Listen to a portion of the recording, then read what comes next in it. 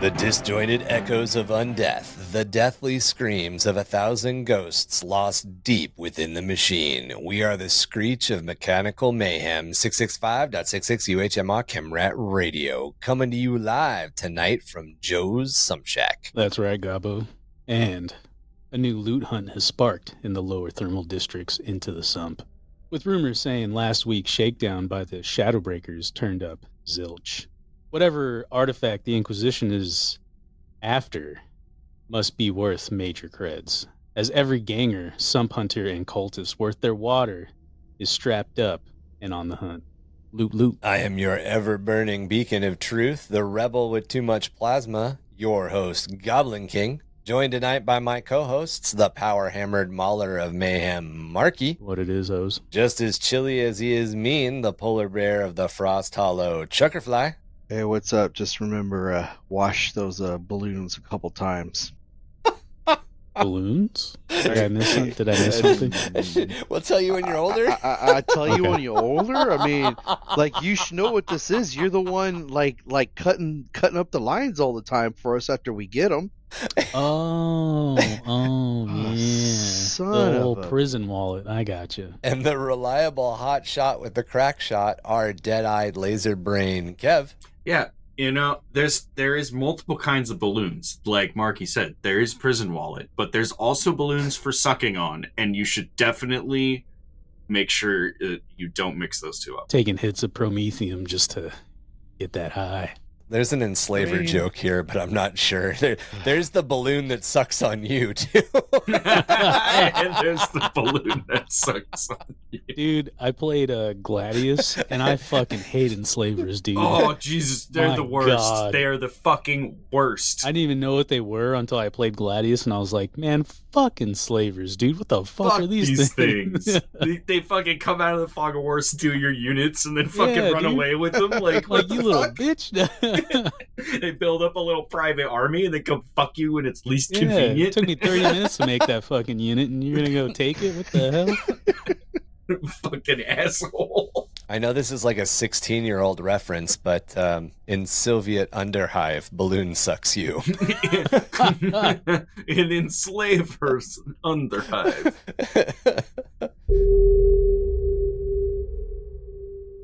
Welcome to Under the Hive of Madness, episode 101, the Horus Heresy, Schism of Mars. With this episode, we are officially covering things out of order, as the civil war known as the Schism of Mars began right around the same time as the Istvan III atrocity. However, at the time, it seemed to be a Mars-on-Mars conflict, not something that had a wider impact or hinted at Horus's coming betrayal. It was only with the clarity of hindsight and historical record that a lot of the connections that we're going to talk about today have been made. The Schism of Mars lasted from 006 to 014.M31. While not all of that was the Civil War itself, it's safe to assume that most of what we're covering probably happened between 006 and 008 or 009 of M31. So the first 3 to 4 years of that 8-year conflict. The Istvan III atrocity was also in 006 and lasted into 007. And that's because there was a lot of fighting that happened on Istvan III after everything. There was a lot of mop-up and cleanup and after actions. Istvan V drop site massacre happened in the later half of 006. And Calth, as we discussed in our last episode, happened around 007 or 008. So all of this stuff, all of these events are happening kind of at the same time. There's years in separation, but you have to keep in mind that the timeline is always going to be a mess, mostly because of, one, how history is in real life, and then you have to toss in the fact that we're dealing with relativistic speeds, time dilation, and faster than light travel. Even as stuff is happening in Istvan at the same time as stuff is happening on Mars, the people in the know don't necessarily have any portion to say, or not any portion, any reason to say these things are connected. There's no reason for the Imperium and the Emperor to freak out about the Schism of Mars because it just seems to be a civil war and it'll sort itself out. It's just Mechanicus business. There's no reason to think that the Mechanicum is turning on us and they're going to join the Horus Heresy. As a last note, before we get into the meat of this episode, we're covering it in brief. If you want to get a much deeper picture, I highly recommend book 9 of the Horus Heresy that is titled Mechanicum, and it is one of my favorites. It's great. I love it. Yeah, it's a good book. It even covers knights. Yeah, it talks a lot about Knights and Titans. It talks a lot about not Space Marines in the Horus Heresy. In fact, I don't think Space Marines show up until like the last 100 pages. Yeah, they show up kind of towards the end, and then like some of the And they're actions assholes. and some of the actions that like we'll talk Weird, about you towards say the that they're wearing yellow armor when they show up, so I don't know why you would consider them assholes. I mean, and they- some of that stuff kind of doesn't necessarily. Yeah. Anyway, So if the Horus Heresy books and all their cluster fuckness of timelines work, everything else is just it's all this overlapping timeline stuff plus the Horus Heresy books and how they released and all over the place. It doesn't make it easy to follow. yeah. So the first 5 books of the Horus Heresy, what is it? Horus Falling, Horus Rising. Horus Rising through like Flight of the Eisenstein or whatever the 5th book is. I think actually give me 1 second. Let me pull up the list. Yeah, dude, because I looked at like a timeline, like It's graph nuts. or whatever it's it is, nuts. diagram. It's like Yeah. a flow chart. And- It's not. yeah. And I was like, what in the because I was like, maybe I'll give Horus Heresy a try. You know? It's too So, much. yeah, I so I Horus- tried and I looked at that chart and I was like, this is daunting. So Yeah. the only ones that are chronological are Horus Rising, False Gods, Galaxy in Flames, Flight of the Eisenstein, Fulgrim, and Descent of Angels. Those are the first 6 books. After that, the order that they are in and whether or not they are chronologically linked completely goes out the window. For instance, Mechanicum, which is the 9th book, technically happens at the same time as Galaxy in Flames does, because it's happening on Mars as And to there's where like- Galaxy in Flames is happening on Istavan. There's like 60 something books, isn't there? There's 68, I think 68 books as of like a month ago. That's so crazy. But it's like it's a bunch of different authors, I right? really- It's Yeah. not the same. Yeah. I really wish I wouldn't have stopped reading that. I could have just kept going. If you can, So that would have been good for you. Yeah, it would have been. I have been re-listening to I have been rereading them. I've been re-listening to them on Audible. I'm on Galaxy in Flames right now, but I keep taking a break. I consume a lot of the Warhammer Old World, Warhammer Age of Sigmar horror stuff too. I really like the Warhammer horror stuff. It's really good. Very, very good writers. And I also have Wraithbone Phoenix that I'm listening to, or that's the one that I'm currently listening to, which is an Ogren and a Ratling, which is really interesting Warhammer 40k story because it's a very different Warhammer 40k story. That is a very different Warhammer story. There's it's got like kind of an Indiana Jonesy vibe to it. It's interesting. Hmm. So yeah, the Horus Heresy books can be, to get back on track, the Horus Heresy books can be an interesting read. They're good. They're definitely worth it, but there's a lot of stuff that's kind of not in chronological order. And that's because they're bouncing back and forth. They're covering things that are happening at the same time and all sorts of stuff like that. There's that chart. I think, Marky, you just brought it up. That chart that explains the order, that the machete order, so to speak, the order of when they happen. And it just gets to a point where you're like, that's a lot of lines on a piece of paper. It just looks like a spider web at a certain point, like a family tree. Dude, I think you know how like there's that line of books that you're supposed to read like as you're going through school. Like there's like the everybody recommended kinda reading list. yeah, like of my reading list, thank you. Like of Mice and Men, shit like that, Ender's Game, all Right. of those. Yeah, I never read any of those. Really? Yeah, I literally just like cheated off my friends. That explains a lot. And my girlfriend. If I were to recommend anything off of those lists from memory, you should read Frankenstein and you should read Ender's Game. And you should read Watch the movie. and If you should want read Dune. Frankenstein, I have it sitting on my bookshelf. It's literally like only 130 pages or something. It's Dude, super short. I couldn't even finish, what was it, 15 hours or whatever? The 40k orc one. What? Yeah. What? I think I got a quarter of the way through and I was like, I can't Marky do is the this. reason at the end of the episodes I say read a motherfucking book. I'm just Yeah, it is so bad. Yeah, Dude, just I don't that's know like what real it is. life. I don't know if I have like ADD or some shit like that. You Like just gotta let yourself go, man, and visualize everything you're reading. I can't. So like I think I have a problem reading and then understanding what I just read because I always have to Bro. go back and like So you're telling me you've reading comprehension. never read The Hobbit or The Lord of the Rings? no, fuck no, I've never read any of that shit. I Well, guess- not shit. Sorry, I don't mean to say it like that. Wow. I've never, Everybody not knows like now. that. Mother Jesus Not like fucking that. Christ.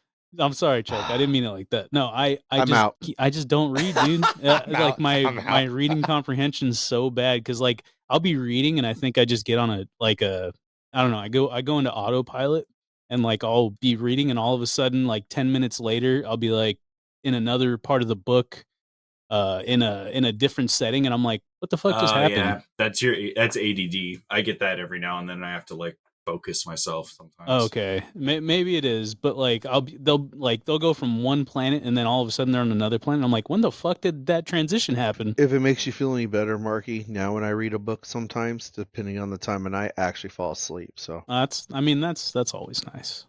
I used to read to fall asleep.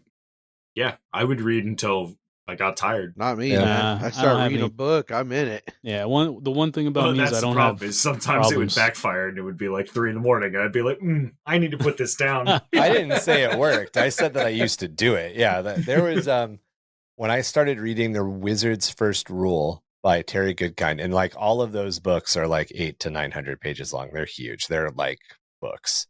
I would like wake up in the middle of the night or like not, I'd have trouble going to sleep or whatever. We'd be on like family vacation or whatever. And I would go into the bathroom and I would close the door and turn on the light and I would sit like in the bathtub and read the book. And I Oh, would wow. literally like, like we're supposed to like go do something in the morning as a family. And I would like, I close the book and I'd be like, man, that was really interesting. Before I start on the third part of the book, I should go to sleep.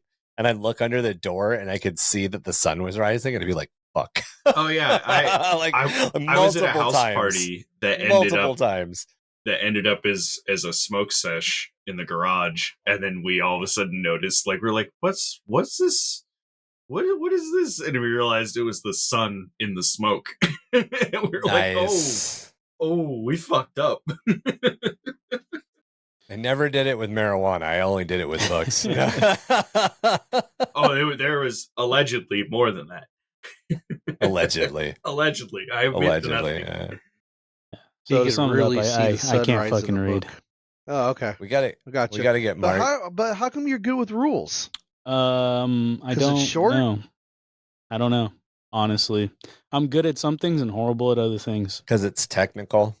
It's very Yeah. focused and technical. I'm really like, for my work, really good at the programs I use. But when it comes to like, hey, remember that thing that you designed 2.5 weeks ago? And I'm just like, no, fuck no. Nope. What do you mean? Or when I used to be out there and I'd text him and be like, hey, remember how we're meeting for lunch? And he'd be like, fuck. Yeah, Like, we talked about it 20 minutes ago. No. I know. Like I have like goldfish memory when it comes to some things, Same. and like Some things I'll good memory. remember. Yeah. yeah. I don't know what it is, dude. That's why you just have to attach certain things. When you work with Marky, you have to attach certain things. Like, I knew that if I mentioned wings, he knew what was going on and he knew what time to be there. Pretty much. He likes wings. Wings are very tech. No, I'm kidding. I'm just fucking with you, dude. What is it? What is it called? You never- when- You never fucked up and missed a lunch. I'm just giving you shit. No. I'm a creature of habit, I guess you would Yeah. say. Yeah. I That's think good. most guys are. Yeah, Yep. and it's simple. Yeah. I don't have to think about what's going on. Yeah. Our ultimate desire is, it's like a cow. Like, all we really want to do is chew grass all day. Pretty much. Man, that sounds really peaceful, Kevin. Right? Like, that's really all we want to do, is sit in wherever we can get access to food and just sit and eat. Among other things. Where's Oh yeah, Where's my among other cud? things. You got Where's you got my the cud little at? Where's you got my the cud? female cow next to you, you know? Yeah, Oh, but like, God. for the most part, you just want to be like content and just chilling and eating your food. Yeah. And Yeah. then you got the cow gaming system also next to the female cow. That's Very true. simple creature.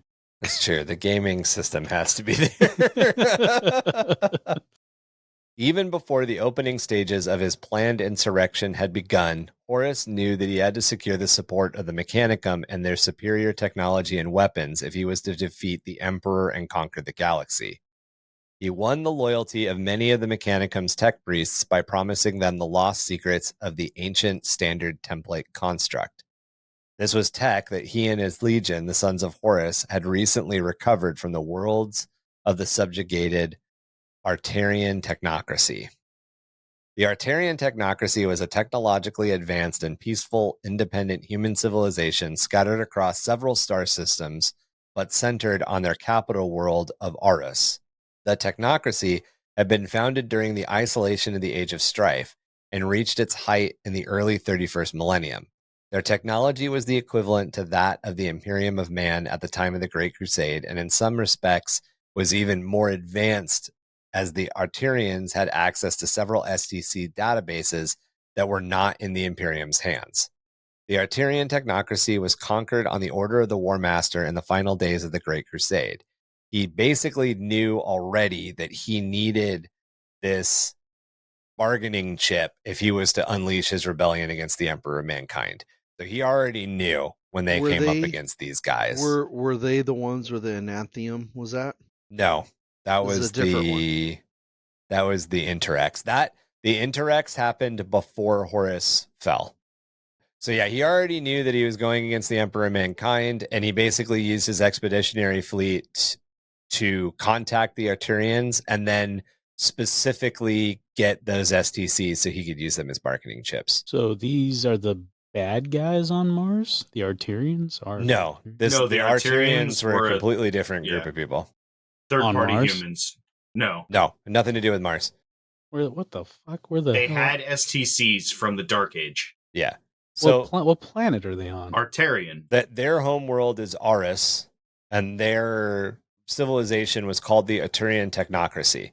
And Horus needed to go after them because they had a bunch of STCs, and he knew that he needed the STCs to bargain to get the Mechanicum on his side. See, this is why I don't read, dude. or listen. No. It's like it's all the big words. It's all the big words. I'm kind of I read the notes as I go along, so like I half listen and half read. Gotcha. But it's like Swiss cheese. Maybe I just need to focus on one thing. I'm just messing with you. No, I'm horrible. I'm sorry. That's fine. I'm sorry, listeners. I'm a piece of shit. So yeah, the Artarians had a bunch of STCs. The Ortarians, I'm not even sure if I'm pronouncing it right, but they had a bunch of STCs, and Horus essentially knew that if he was going to get anybody on Mars onto his side, he had to have bargaining chips, and these are the bargaining chips that he knew he needed. So it's kind of like you're pulling the heist to get the things that you need for your actual plan to happen. Like whatever, a James Bond movie or something like that, where they've got to do the job before they do the job, sort of thing. Yeah, this is the job he had to do before it. Hacking to get the blueprints, or stealing the fancy, like Cyberpunk, where you steal that fancy like little drone dog thing that like goes invisible, so that way you can do the heist. Yeah, you got to get the thing so you can do the thing. Exactly. However, eventually war would come to Mars. The climate on Mars had already turned tumultuous in the days just before Horus openly declared his rebellion against the Emperor. Things were tense between the various Mechanica Magi who governed Mars, with outbreaks of espionage and violence being committed against the various forge cities that represented the primary sociopolitical units or groups of Mars itself. There were even unconfirmed suspicions that various Titan legions of the Collegia Titanica, the most potent military force available to the Mechanicum, had already secretly chosen sides in the coming conflict. So essentially, people in the Titan legions kind of saw the writing on the wall and had already made choices based on who they thought was going to win. A large faction of the Martian Mechanicum, led by the Fabricator General Kalbor Hall, had come to believe that the Emperor was a false idol and not the true Omnissiah promised by the machine god. More importantly, Kalbar Hall harbored great resentment against the Emperor for his conversion of Mars into little more than a weapons factory to supply the forces of the Great Crusade, and his ban on certain types of technological research, particularly artificial intelligence.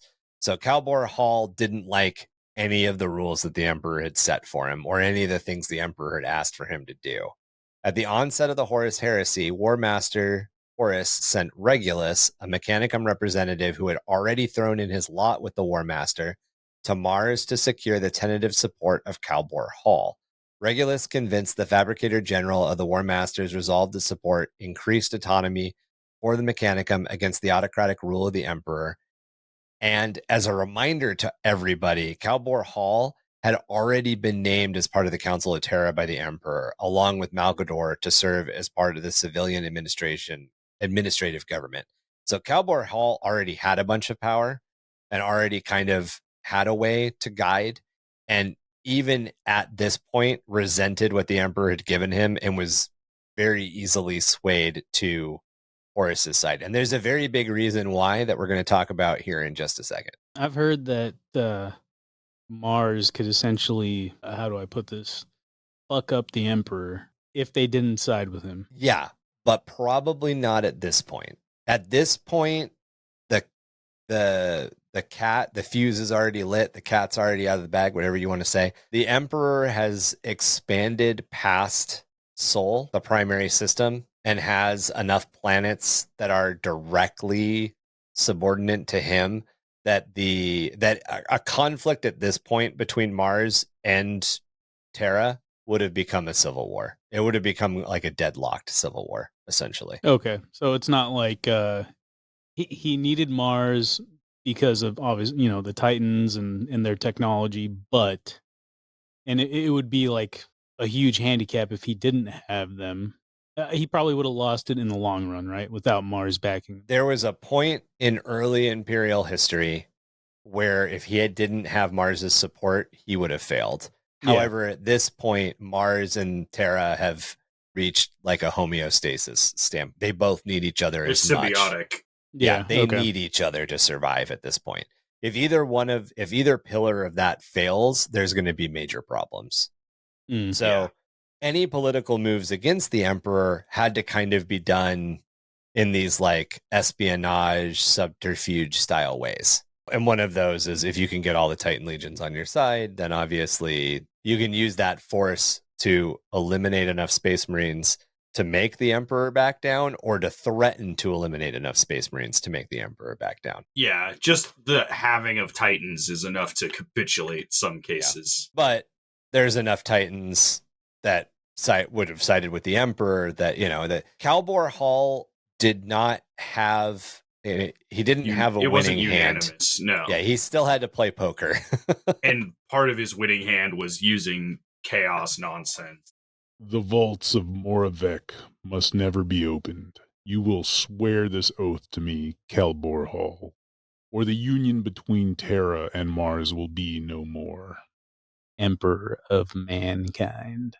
To show his appreciation of the Fabricator General's support and of the advantages of siding with the traitors, Horus provided access codes to Calbor Hall that allowed the tech priest to open a repository of forbidden knowledge known as the Vaults of Moravec. The Emperor had ordered the vaults sealed 2 Terran centuries earlier, as they contained innumerable artifacts of technology that had been fashioned or corrupted by the malign powers of chaos. With their dark bargain struck, the Fabricator General accepted Horus's proposal and joined forces with the War Master, assisting the traitors with all of the technology of mankind at his disposal. So basically, as soon as this deal was made, the Fabricator General gave Horus the power of Titans and Knight households, at least the ones that were sworn to the Fabricator General. The tunnels beneath Olympus Mons had long served as a burial place for the adepts of the Omnissiah. Here laid a treasure of ancient knowledge, personal logs of past researchers, old dust-covered tomes of knowledge, and entire caverns harboring the technologies developed in distant times long forgotten. Many now reduced to heaps of rust and metal through long centuries of neglect. But hidden in the deepest and most distant corner of this maze were the Vaults of Moravec, created specifically to capture and contain the research and data obtained by the ill-reputed techno-savant Moravec himself. Moravec had been a genius, way ahead of the technology of his time, and intimately believed that technology would eventually surpass human intellect. He also believed that by technological means he would be able to create this singularity, the fusion of machine and man that would surpass both, beliefs which essentially mirrored the Mechanicum's creed that one day this fusion between man and machine, known as the Omnissiah, would be revealed to them. And because of this, Moravec was considered an important prophet of the Mechanicum. However, he was not content to wait for the coming of the Omnissiah, as he had heralded it, but tried to make it happen, gathering like-minded tech adepts in what was officially branded as a sect known as the Brotherhood of the Singularitism to pursue this work. This was one of the groups that we talked about when we talked about the Unification Wars. The Brotherhood of the Singularitism was a war band or war group on Terra that had been defeated before the Unification Wars started. So Moravec at one point lived on Terra. He did the majority of his work on Terra, by the way. Singularitarianism is a fucked up word. Was he? Was it the group Maldacor led, or the Emperor that defeated him? No, those were called the Sigillites. Yeah, but but who pushed him off Terra? Was it the Emperor as a whole during the unification with Maldacor, No. or Maldacor before? Moravec was defeated by Nathaniel Doom before the Unification Wars started. Copy. And there's a reason that Moravec's tomb and Moravec's vault is on Mars. Moravec had made unholy pacts with beings far more ancient than mankind, mingling his race's science with the raw elemental force of ether to create technologies far in advance of anything that could be seen or produced on Terra. With the influence of perhaps the gods of chaos, or at the very least one of the more powerful Neverborn, Moravec created technological wonders. The machines free of the shackles of physics and human understanding of the universe, warp-powered devices that did the impossible, and truly devastating weapon systems that made the atomic devices of the past pale in comparison. This power naturally bred suspicion and hatred among the more secular warlords that ruled Terra. The warlord Khazar, one of these warlords, united the Pan-Pacific tribes and stormed Moravec's citadel, branding him as a witch, but ultimately failed to kill him. Managing to escape, Moravec fled to Mars, where his story ends up finishing. Upon his death, all his work and knowledge were then interned, presumably with him in the vaults which carried his name. All this happened before the Unification Wars. In fact, even Khazar himself was killed by Narathan Doom, who had been one of the Emperor's major hurdles during the conquest of mankind's homeworld. So Moravec would have been two conquerors before the Emperor, essentially, to answer your question, Chuck. Khazar defeated Moravec, and then Khazar was defeated by Narathan Doom. Narathan Doom took over the Pan-Pacific tribes, and then the Emperor fought against Narathan Doom. Gotcha. That's a lot of history. Yeah. This is all Age of Strife stuff. The vaults remained locked for the next 1,000 years, even when the Emperor trod the soil of Mars and visited the maze of tunnels in the company of Kalbor Hall, so this would be 200 years before the Schism of Mars. He wouldn't dare open the massive doors which secured the vaults. Rightly suspecting the ambition of Kalbor Hall, the Emperor psychically wiped the Fabricator's cartographic memory buffers. This meant that Kalbor Hall would indeed know that this hidden knowledge existed, but he would never be able to find it on his own again. Then, 200 years later, the War Master's emissary Regulus led Kalbor Hall back to the vaults and provided the means to open it. Having given himself over to chaos, the corrupted tech priest mastered a corrupted version of the Mechanicum's sacred Lingua Technis, with chaos-infused scrap code infecting any nearby system, and succeeded in opening the inviolatable doors of the Vault of Moravec. Becoming infected himself and having willfully entered the alliance with Horus, the Fabricator General was then infused with the scrap code and gave himself over wholly to the power of chaos. With this new scrap code embedded in his memory buffers, Kalbor Hall would construct an army of mechanical abominations, perverted in body and in mind by the baleful influence of the warp. This was the true birth of what is known as the Dark Mechanicus as it still exists today.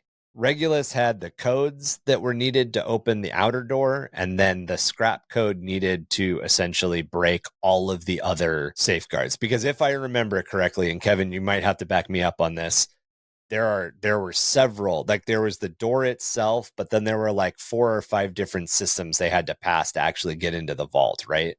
Or the vaults, right? So yes, there's multiple layers in that vault, but also it's hard to remember exactly because there's it's easy to confuse the Vault of Moravec with the Vault of the Void Dragon.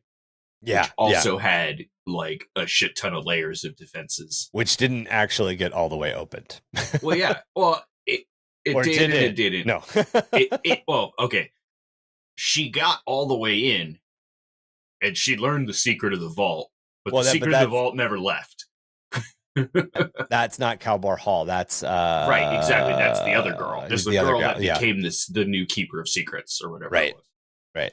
The gal who became essentially the replacement Fabricator General. Mm-hmm. So I got a bone to pick with the Mechanicus right now. Uh-oh. They have normal names we can pronounce? That's so upsetting. So they're all about like I don't want to say the flesh is weak because I feel like that's a chaos. They say that specifically? Yep. Okay. Yeah, I thought that was like an Iron Warriors thing or like something. That's like a Mechanican thing. No, Iron Warriors is iron within, iron without. Yeah. And the Iron Hands kind of also have the flesh is weak thing, but it's a little bit more practical with them. It's a little less religious. It's a little more practical. Oh, my hand's blown up. I'll replace it with a robot arm. Yeah. Rather than I don't like my hand, I'll replace it with a robot arm. So I'll slowly replace it with a robot arm. Yeah. So my bone to pick with them is they say the flesh is weak, yet stuff like this happens where some scrap code gets in them and all of a sudden they're a bad guy, right? So wouldn't that technically make them just as weak? I mean, unless they're talking about physically, like, oh yeah, you slap an arm and you feel the pain, but if you slap like a metal arm, you're not feeling anything. And if it's that surface level, is it really worth it? It's a little bit more about the feeblitude, the feebility. I don't know what you'd say. The feebleness is probably the word. It's more about the feebleness of the human mind and the fact that we're not necessarily creatures of longevity. And the Mechanicum values longevity, memory, longevity, and mental fortitude more than anything else. Because you have to remember that the Mechanicum's religious aspect came about from worshipping of their life support systems during the Dark Ages. So it like, is very surface level. It is. It's literally like, I worship the machine because if I don't, I'm dead. Yeah. So the machine that lasts longest is best, you know? And when they say the flesh is weak, they literally mean like, my lungs are not efficient enough. I'm going to replace them. Like if I go outside, I'll die, but a robot will not. My brain needs more storage capacity. I'm going to add a hard drive to it. Like that's what they mean. On top of that, in a lot of cases, when this like chaos, corruption, and giving themselves over to chaos happens, we look at it because of the way that the setting is written as that being the ultimate betrayal of what it means to be human. They're not seeing that. They're seeing in that moment it's gaining access to new knowledge. Yeah, new knowledge. Getting chromed up. So because it's the corruption, you know, it's getting chromed up. The reason that chaos is insidious, the reason that chaos is the bad guy in the background all the time is because it whispers all these promises and then it grants you a ridiculous amount of power. And it's just there's a cost. Yeah, exactly. Yeah, because like I think like in Cyberpunk that we like kind of mentioned earlier, as a human, I guess you're weak to a certain extent, but you're also weak as a cybernetic organism also, in the sense of you can get hacked. Your little hard drive gets blown up because some guy can type in fucking, copy paste a code and blow your head off. But I guess in a sense, like, yeah, metal is just as weak as flesh to a certain extent too, right? It's if not more. Also, right, you have to remember that the level, like the technology that they're dealing with, and because of the way it's presented to us, there isn't necessarily a whole lot of wireless communication going on. Yeah, not as cyberpunky in that It's not sense. as cyberpunky where The like setting and the core when of all of Wi-Fi this shit was sci-fi. was written before Wi-Fi really existed. So this definitely deals with that Wi-Fi paradox. However, this is why they have like wires and shit that come out of their ass and they plug into like a central like system kind of deal, right? And kind of. It also but makes there is sense for Wi-Fi. security. Well, yeah, we'll get to the fact that there is Wi-Fi in a couple of minutes. That the new system the Noosphere. is just coming out around the time that all this shit is happening. The Noosphere is just becoming a thing. Now, Volcano Lady invented it. No, Volcano Lady didn't invent it. Volcano Lady's friend invented it. What we think of as Wi-Fi probably existed, because you're talking about. You're essentially talking about a planet that has a worldwide connected intranet. The entire planet has an intra, not an an intranet. So it's all one big networked system. The entire planet is one big networked system. Sort of. And within that, each forge was its own. Everybody, network. Everybody has their own firewalls and they send data. Yeah. Right. Kevin is correct. But like within that system, they probably had what we think of as Wi-Fi and what we think of as cell phone connection and what we think of, but they didn't have whatever 40,000 years in the future Wi-Fi is yet. Like does that make any sense? Yeah. Like they have better than our stuff. technology, but they don't have whatever the jump in our world was from everything was cable to everything was Wi-Fi. That hasn't happened in their level yet. Yeah. That ratchet up hasn't happened for them. Not yet. only that, but I think it's kind of the use of it as well. Like they're not using it for YouTube, right? They're using it for communication and storage and data and like YouTube is essentially a form of community. Yeah, but they're not that. We don't know anything about what 40k's social media might look like, essentially. Right. Yeah. If it's even a thing. Right? I guarantee you it is, and you don't want to look up what the guardsmen watch. So, and there and has and Slanesh, Scrapcode- Demonette, Meat Rose. And to specifically get to something with Scrapcode could be shared within a wireless radius around somebody who is broadcasting it. So in Titanicus as well as Mechanicus, they talk about when they go to the perspective of the Titan commanders and the night pilots. Scrapcode is literally like ECM chaff. Yeah, or like just it's static. electronic. Yeah, it's electronic countermeasures. It will blind sensors. It will do all kinds of things. But the thing is it's also a self-replicating computer virus. So it'll get into sensors, and then because your sensor detected it, it's now logged in your data log and replicating and turning into a virus. So there are multiple layer firewalls that they had to like mess with. Like they had to like invent and program on the fly to be like, okay, I have received scrap code.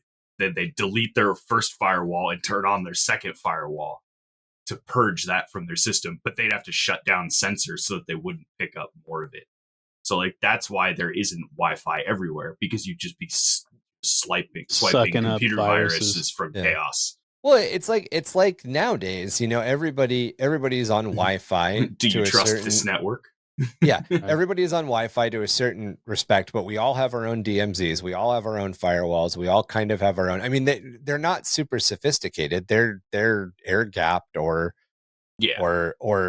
out of box systems. But there's an out of box DMZ. There's an out of box firewall that exists that you don't have to set up. And then if you want to, you can invest in a real firewall. You can invest in a real DMZ. You can invest in a real VPN.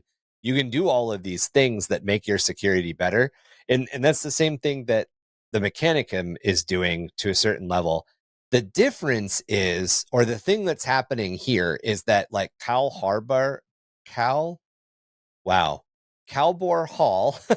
don't know why I switched all of those syllables with one another, but Calbor Hall basically is offered this thing, knows that this thing has a computer virus in it, and that this computer virus will allow him to break the system in front of him. but he's also very aware that in order to use it, he has to allow it to infect him. He has to bond with it. So he chooses to lower his firewall, chooses to allow the scrap code in to change him, and then willingly joins with chaos. Like there's a will. He makes all of these choices to do it. This is not like, and that's the reason it's permanent. right. This is not. It grabs him by the soul and it fuses with him. So it's almost like accepting like a gift of chaos, essentially. Yeah, Understanding that's what that it you're was. going to gain power or gain something. Yeah. It's not his personal cogitator getting a Trojan. It's him. It's his soul. Yeah. He's literally taking the gifts of chaos into his soul via a scrap code. Kind of as Kevin said, the way that scrap code is described in a lot of ways, if you want to break it down to like nowadays terms, it's a Trojan horse worm. Yeah. It's a really bad Trojan horse worm. But one of the things that scrap code can do, we talked about this with the Battle of Calth, is that you can transmit scrap code, or you can have a bunch of people randomly chant names in a sequenced order on a Vox channel, and eventually they'll combine enough times that you'll get the octet scrap code, and then your new sphere falls, which is what they did in Calth. Exactly. Like, oh man, another guardsman just logged into Pink Horror Hub again and got all that scrap code. But it said it was free. They said signing up was... This is oftentimes the scrap code interference is referred to a lot by mostly the like Titans and stuff, but it's one of the reasons all the Vox traffic is so bad and everything like that, because it fucks with all the radio transmissions, it fucks with the video feeds. It's why the commanders can never communicate effectively. It's almost like a chaos version or a chaos mechanicum version of the Shadow and the Warp, in a sense. Yeah. And what it comes down to, and this is something that Dan Abnett specifically has been kind of like working into the Warhammer 40k universe, is that there is this secret ancient language known as Enuncia. And if you can speak any part of Enuncia, you can like Enuncia is like the fabric language. Yeah, it's the fabric language of the universe. Isn't it the shit that like blows your head up if you speak it? Yes. If you speak it wrong. But if you speak it right, if you know how to speak it, you're can essentially like a god, right? Yeah, you can create a planet by exactly. That's crazy. It's beyond warp power. It's literally the power to like recode the universe. Yeah. And the octet and scrap code are essentially tapping into a lower level of Enuncia. Yeah, it's about as close as you can get.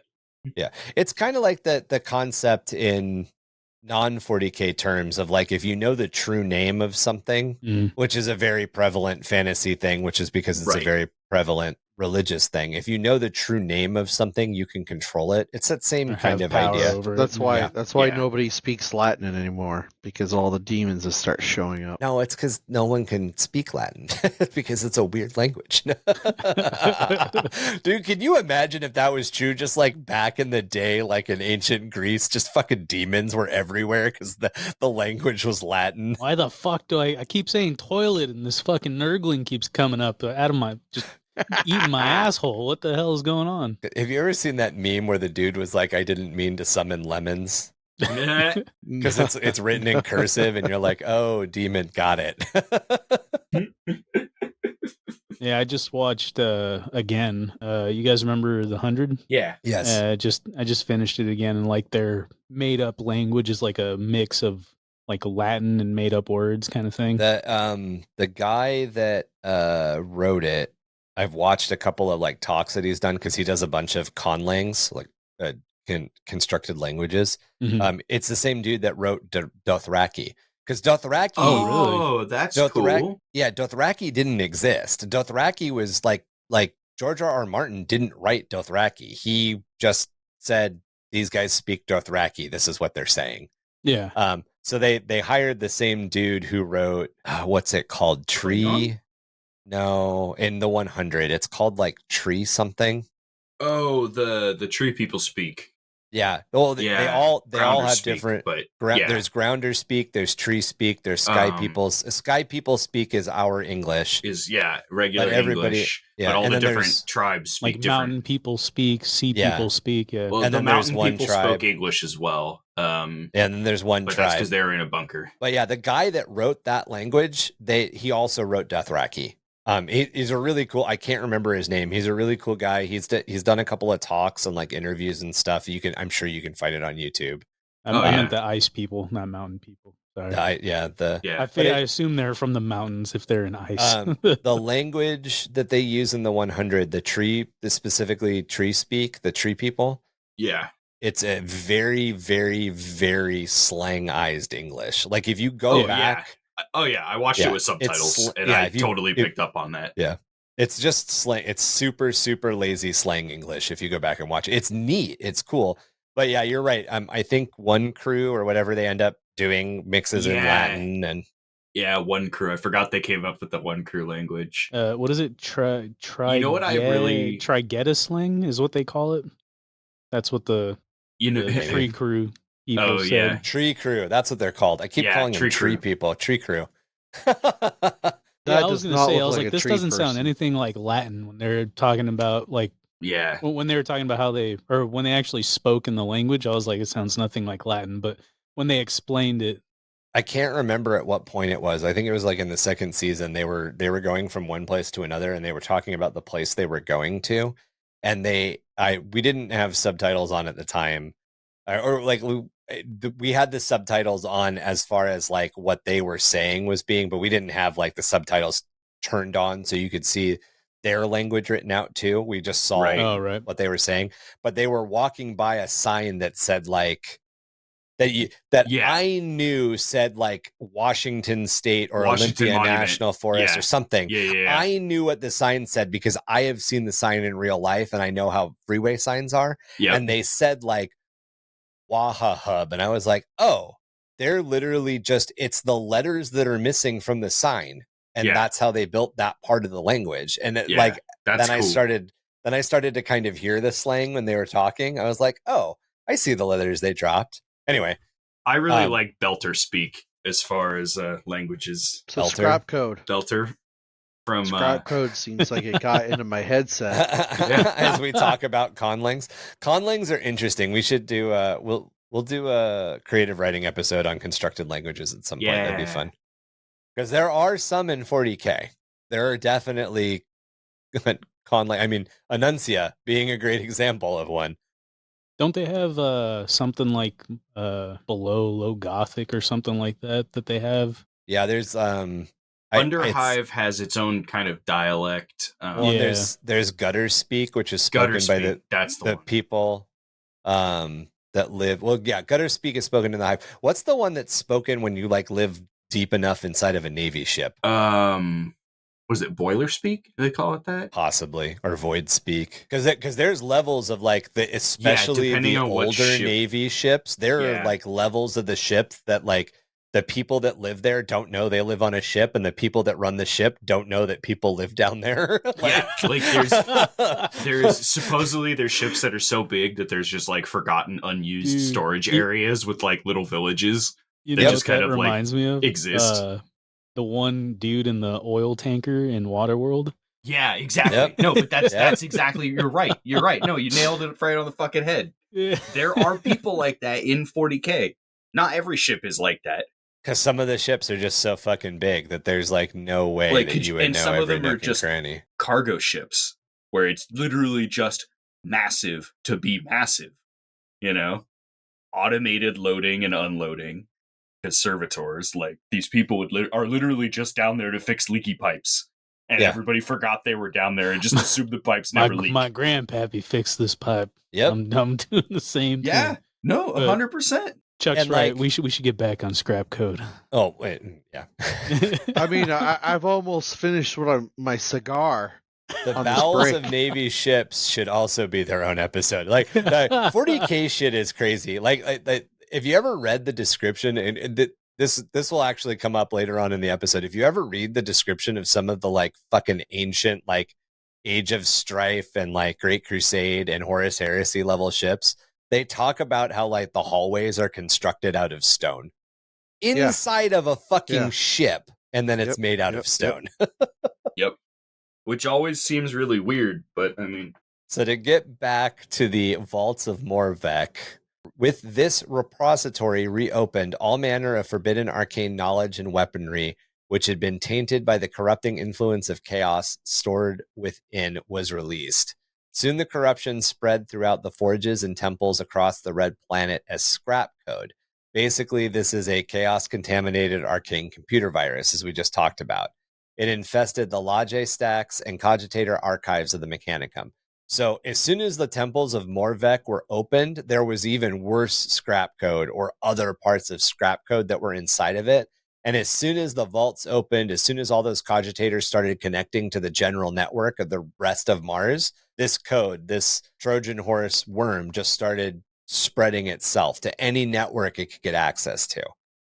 Every email, every memo, every translation, like a planet-size STD. Yes. Yep. Yeah. Slowly spreading out from this center. Just like a yeast infection of the planet. What do they make it beer now? Permanent.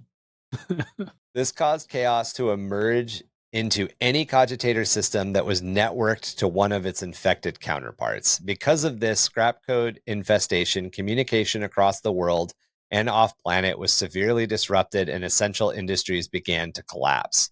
General confusion followed, which the Fabricator General and his allies used to marshal their forces, intent on making sure the whole of Mars would fall firmly under their rule. Can I just say that this is IT's fault? Yeah. They're always fucking shit up. This is IT's fault. Yeah. They're always fucking shit up. Well, and this is, we've too talked busy about playing Halo. Yeah, you got all these servitors trying to do their job, and here comes fucking IT. Hey, you need an update. I'm gonna fuck all your work up and update your shit. It's actually pretty accurate because he basically just force updated Mars. So you probably know exactly what thing I'm talking about from all those years ago. It's when you said they're just playing fucking Halo. So I took over one of the sign shops. This is a tangent. One of the sign shops that I started running back in the day, when I took over, literally every fucking computer in the entire sign shop. It's a sign shop. So you've got a computer to run the printer, you got a computer to run the cutting machine, you have a couple of graphic design computers, you have the manager has got a computer, and then of course there's like a front desk computer. So there were like 6 or 7 computers in here. Every single fucking one of them had Counter-Strike on it. Yeah. And these were like, and the people that were normally using these computers were not people that would play Counter-Strike. So I was like, what the fuck is going on here? And I found out it was the IT guy and his friends would come in on the weekends or when they were supposed to be fixing things. Dude, like this, like everybody at the sign shop would be out on an install or doing a job or doing active sales. And the fucking IT guys from the real estate office were in the sign shop playing Counter-Strike all day. So that's why you broke me, because I was like, that literally happened to me. Like, sorry guys, the office, all the computers need an update. We need everybody to go home. I'm just telling you right now, the AGP and the FLT9 are not talking to the DS36. So we're gonna have to have you guys LEAVE until probably tomorrow. And you'd be like, what? No, don't worry, it's just an ID10T error, and then we'll get it all worked out tomorrow. Yeah. And then of course they put a guy who's kind of techie in charge of running the sign shop, and the guy gave me one of these things, like one of these excuses right off the bat, and I'm like, you're full of shit, and I uninstalled Counter-Strike on all the computers. Like, you're not touching our system anymore. I'm sorry, I'm not allowing you to run a bunch of pirated fucking software so you can waste time. Anyway, did they even try to hide it? I just gotta ask. I mean, kind of, but like being a computer guy, right? I completely knew. I was like, I found it really quickly. Like, why is there a homework folder in my work computer? Yeah, no. It's like the guy renaming the entire directory prawn. Oh, like, come on, dude. I know what's in there. You switched 2 fucking letters, okay? Okay. So to get back onto all of this stuff, when we talk about the scrap code infestation going out and it hitting these like major industrial systems that begin to collapse, this is that thing that we've talked about in past episodes where Sometimes you take over a planet by dropping a bunch of space marines onto it, but other times you take on a planet, or you take out a planet by like carpet bombing its water processing center. Because as soon as the civilians don't have basic utilities like power and water, they riot and the planet falls to you. They're on nobody's team. Yeah. And that's what's happening on Mars. The people who are on nobody's team now don't have water and power. And what this allows is the Fabricator General, Khorney Jokes, the bad guy, for all intents and purposes, in big air quotes, the bad guy in big air quotes in this case, immediately starts, I guess he is the bad guy. He's definitely the bad guy. It's the good guy you have to put in air quotes in 40k. The bad guys are always the bad guys. It's the good guys that are questionable. Yeah, we know who's the bad guy because they are the bad guy. The better than bad guys. They're eating babies. They're the bad guy. So right? basically, if you're responsible for the death of children, you're probably on the wrong side. The good guys are turning them into servitors, or what do you call them?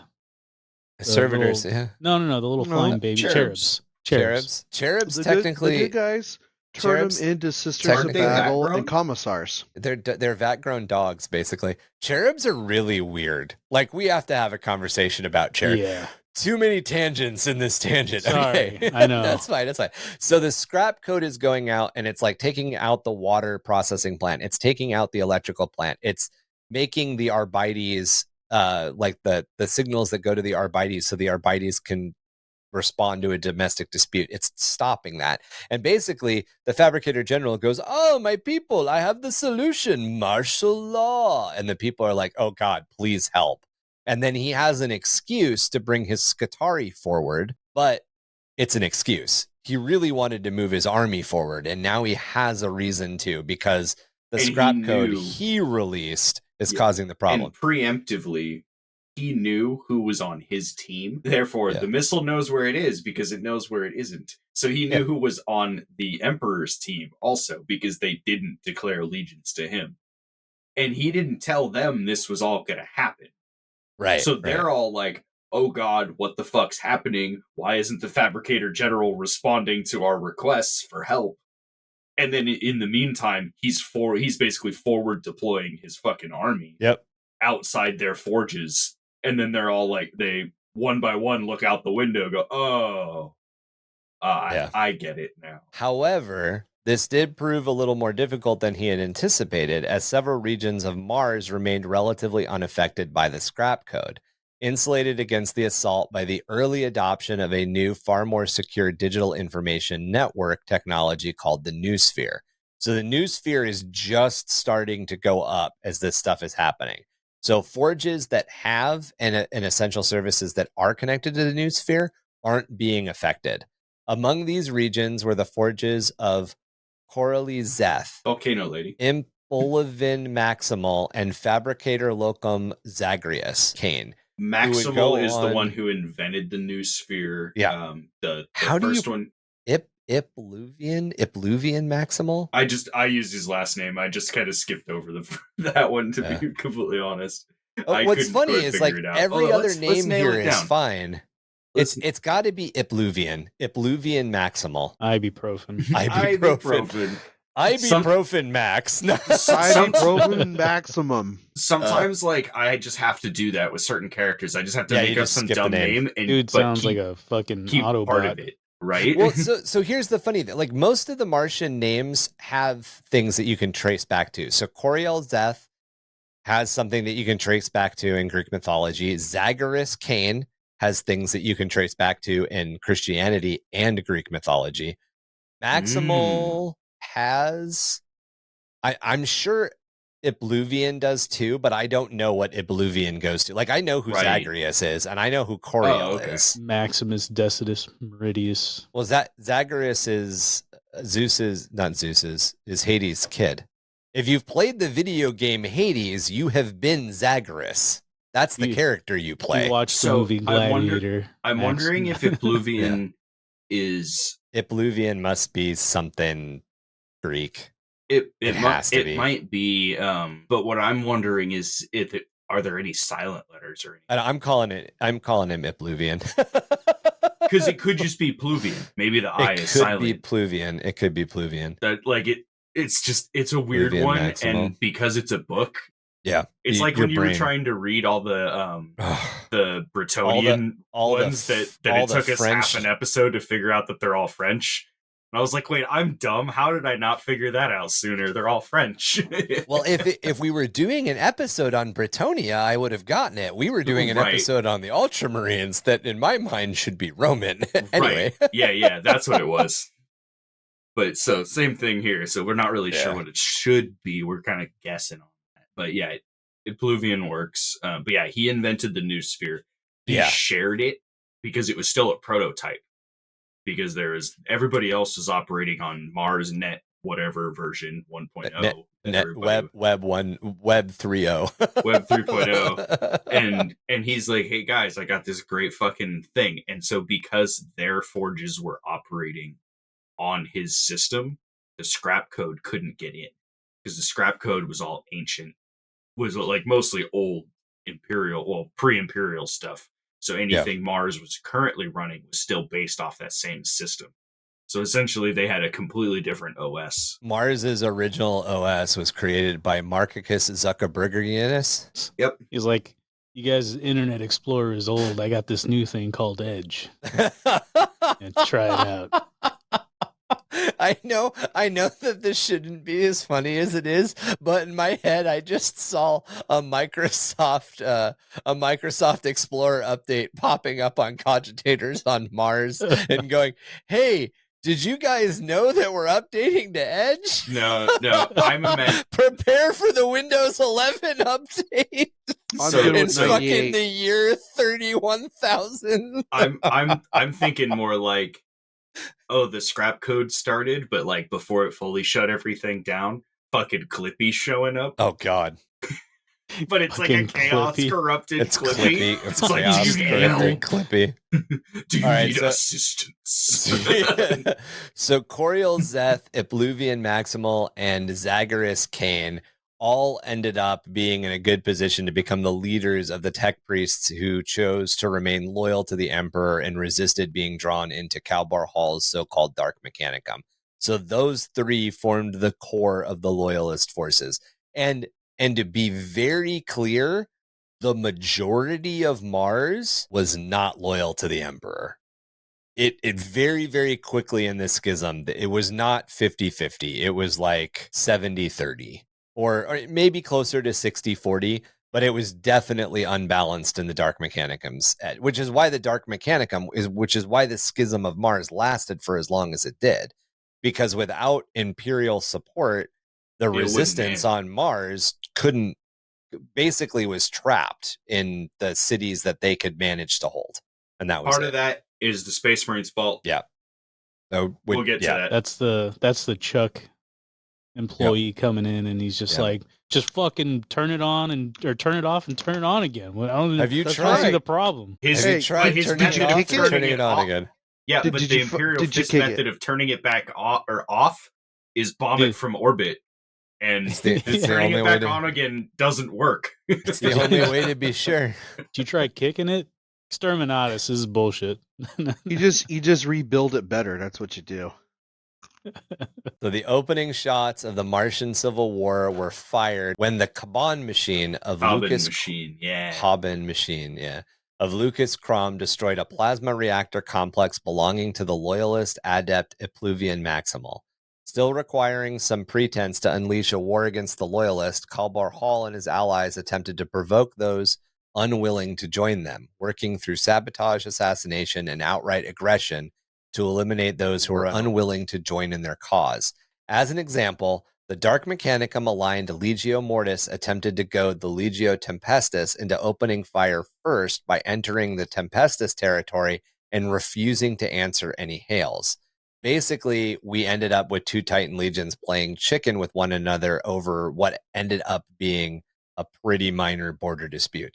And this is why the conflict on Mars wasn't viewed by anybody in the Imperium as being a bigger issue, because Kalbar Hall didn't just go, fuck y'all, we're going to war. Kalbar Hall was like, how can I make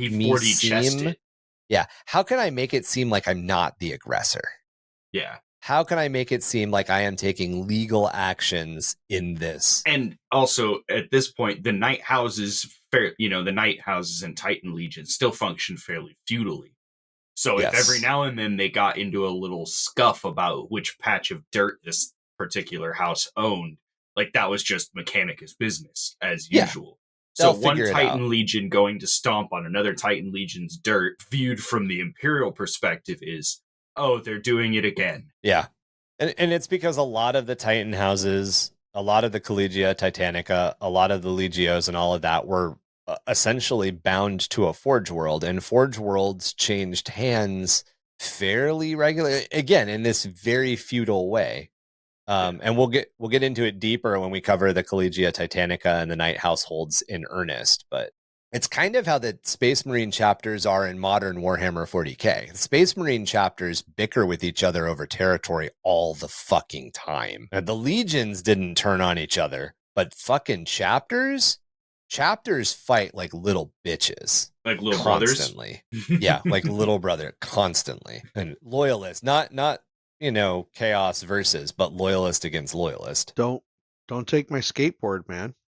Leave it where it is. Mom. Wait, no, I can't come up with a good mom, but I can come up with another one. I told you not to come into my room when I'm cleaning it. I thought it was more like, hey, did you take my stapler? Oh my god, dude, it totally is that guy. Did you rub your nuts on my drum set? I told them. Did you rub your nuts on my drum set? Oh hey, my man, god, that's Slanesh Marines. Come on. No, that's totally. What are you gonna do about it if I did? I know, the Step Brothers. It's a Step. That's the name of the movie. The movie Step Brothers. Like, if you want an idea of how the Space Marine chapters act with one another, and a lot of watch totally the movie is. Step Brothers. You want to do karate in the garage? Down to the, did we just become best friends? Like, that when some 100%. Absolutely. Oh my god, Catalina wine mixer. That should be the next crusade we run. Should be called the Catalina wine mixer. Hell yeah. Yeah, but it's got to have a silent letter in it. To have a aircraft. Oh my god. Yeah, it's got to have like 10 silent letters in it. Are you kidding me? You have to be like the Quaka Shafaka de Waka Wine Mixer? What's that? It's pronounced Catalina. It's pronounced Catalina wine mixer. I mean, we could just make it really, really obvious. Catalinicus wine mixer. Mixericus? Well, no weapon in the arsenal of the Imperium or the traitor equals the Titan on the battlefield. And a legion of such war machines can bring any world to its knees. In truth, a Titan only has 3 enemies: folly, hubris, and another of its own kind. Grandmaster Vulcus Ordo Sinister, Divisio Militaris, Collegia Titanica during the Horus Heresy. The Horus Heresy. The Horus Heresy. Horus Heresy. The Heresy. Spoiler alert, volcanoes beat Titans. Yeah, I'm sure Marky's like, wait, what? Volcano lances? No. Volcanoes. Volcanoes are coming. No, lances. Yeah. I mean, those are involved also as a weapons platform. That's the craziest thing is the fucking, at this level of the heresy, Mark, the fucking like giant Baneblade cannons are being wielded as like field artillery pieces. Oh shit. Okay. Yeah. By Skitari. And there's bigger shit. Oh, yeah. But I'm talking like the Shadow Storm, like the big laser cannon that fucking downs Titans. Yeah, they've got these things on like wheeled carriages, and they're like towing them into position with Skitari. What the fuck are they called? You can Callista Ordinatus. Callista Ordinatus with the Forge World models. Yeah, that are it's the Callista, just fucking giant doom laser. Yeah. It's just, and they're just like, let's just wheel a couple of these around a corner and fucking blast this Titan at point blank range. Yep. The Collegia Titanica, also known as the Adeptus Titanicus and as the Legio Titanicus in ancient records, played a pretty big part in the Schism of Mars. While we will focus on the Collegia Titanica and its history more closely in a future episode, here's a quick summary to give more context to the evolving conflict on Mars. The Collegia Titanica is a division of the ancient Mechanicum and the current Adeptus Mechanicus that operates and oversees all of the Titans. Titans are massive war machines, colossal combat walkers, and are the most powerful engines of war that the Imperium of Man can field. They bristle with massive cannons and missile launchers capable of wreaking terrible destruction upon an enemy. They have dominated the battlefield of the galaxy since at least the early era of the Age of Strife. So they have been around for longer than the Imperium. And some of them, at least one of them, may herald from even before the Age of Strife.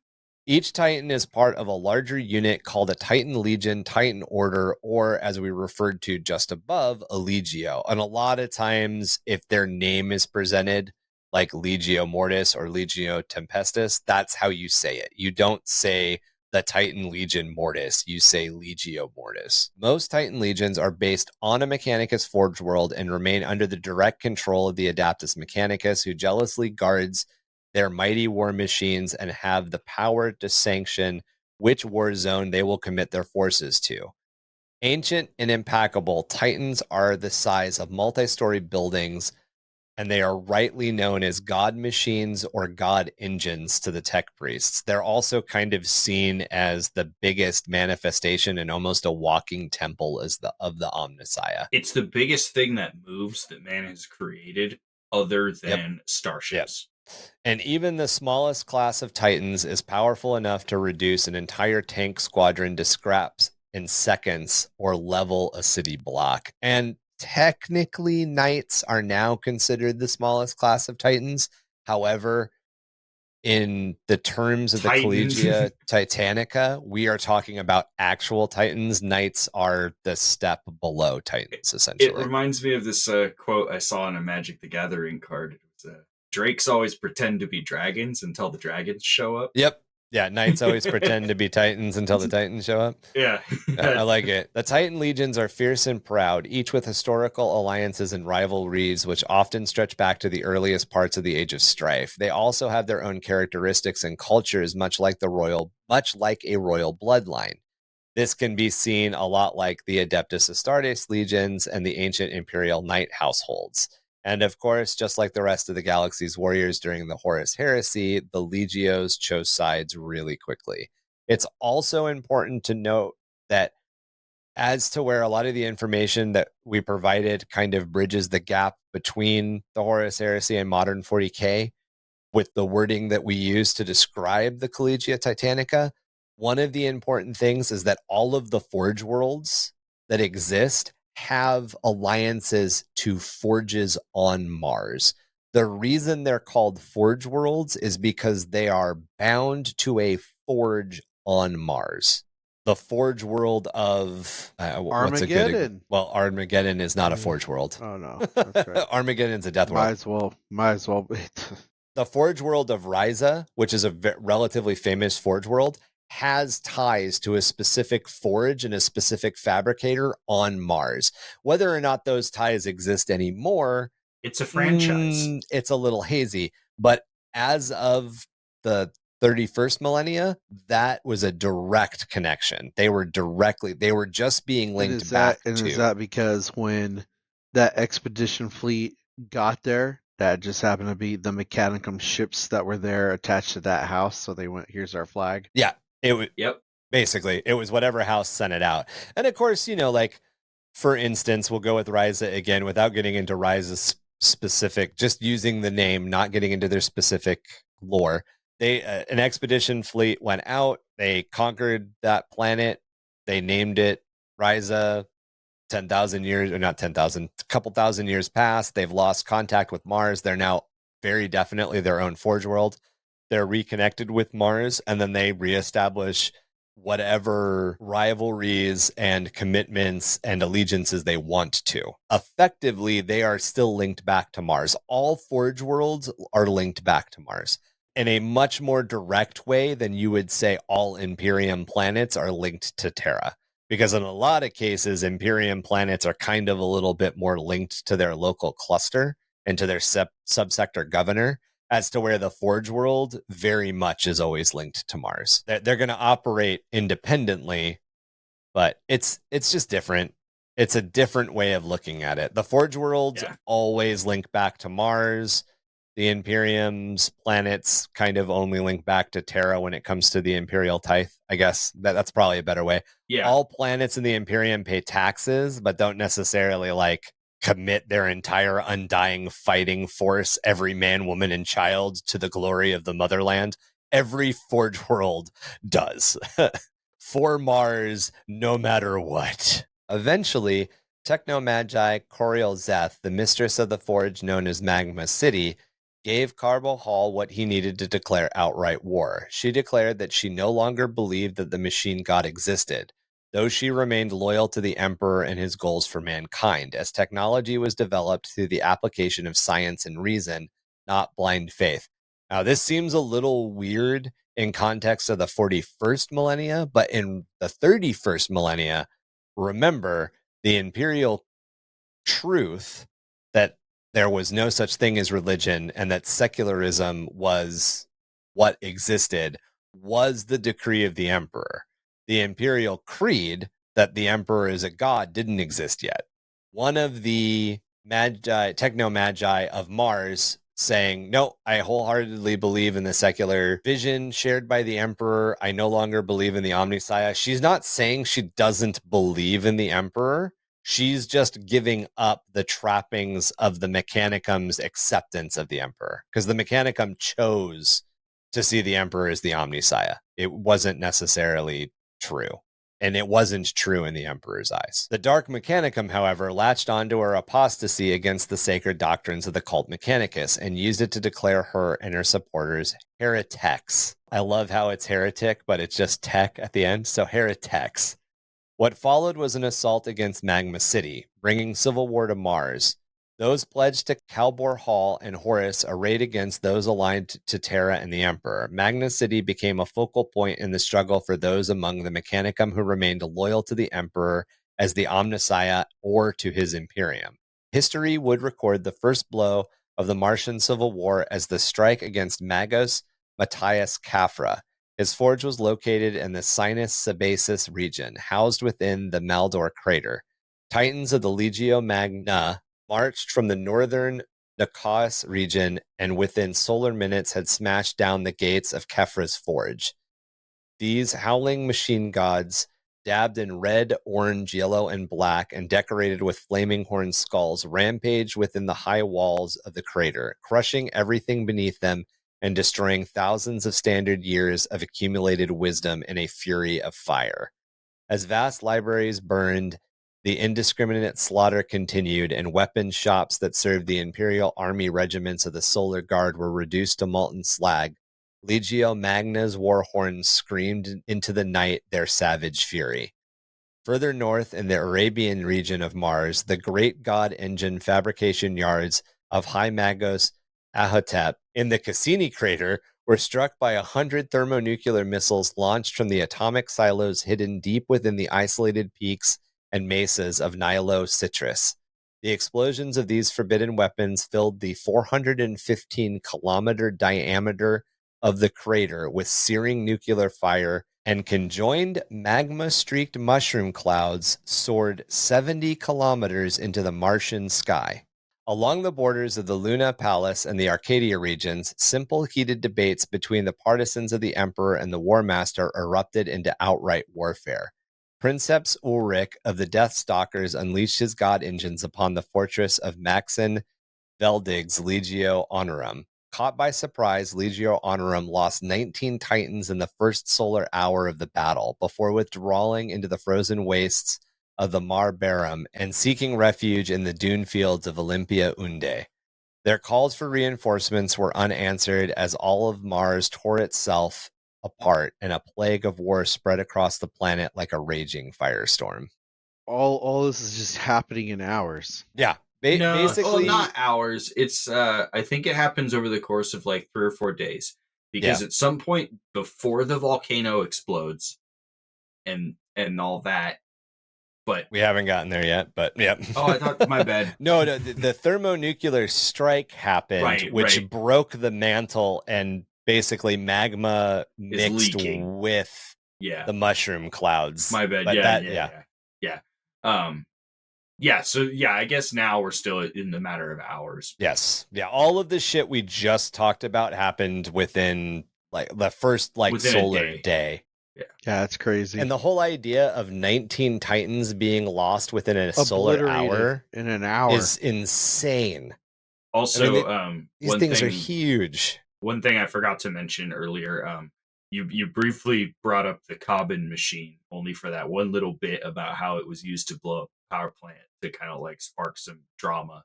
That is an actual sentient war machine. Yes, they're really, really old. It is a really old, like Dark Age of technology, like Man of Iron, but the size of a knight. Yeah, they're and they look crazy too. Oh yeah, they're gnarly. But yeah, they got void shields and ECM and yeah, something like that. Yeah, so Cobbin machines are artificially intelligent robots that I'm sorry. The Cobbin machine was an artificially intelligent robot that was secretly developed and constructed by the dark mechanic and heretic Locus Crom in the early 31st millennium, just before the outbreak of the Horus Heresy. This machine possessed forbidden artificial general intelligence, colloquially referred to as abominable intelligence, or AI, which was considered tech heresy by the tech priests of Mars and was explicitly forbidden to the people of the Imperium of Man by the Emperor. This abominable machine served the forces of the Dark Mechanicum during the dark days of the Schism of Mars. Standing 10 meters tall, the Cobbin machine was roughly spherical in shape with two mechadendrite-like weapon arms. The robot was equipped with fearsome array of weapons, the form and function of some which were recognizable while others remained a mystery. The robot was a heavy tracked unit that was outfitted with personal void shields to protect it from harm. And it's just a massive, 10 meters tall that's like the size of a knight, essentially. Right? Or no, are they that might be the size of a warhound. It's big as fuck and it shoots lasers and it's got shields, and when you try to lock onto it with radar and stuff, you can't see it. And it had like a Gatling rocket launcher. It had all kinds of bullshit weapons. It was fucking It was dumb. It fucked up like it was 2 or 3 nights. I don't remember if it was 2 or 3, but it fucked up 2 or 3 nights like in a row. So a Warhound Titan, which is one of the smaller classes of Scout Titans, is 17.8. Is 17.08. Yeah, it's roughly about the size of a Questoris Knight. Roughly 56 feet tall. So yeah, the Cobbin machine you said is about the size of a Questoris. Yeah, Questoris Knights are about 10 meters tall. But more than it low to the ground. It's tracked, so it's lower to the ground. That doesn't necessarily mean it's smaller.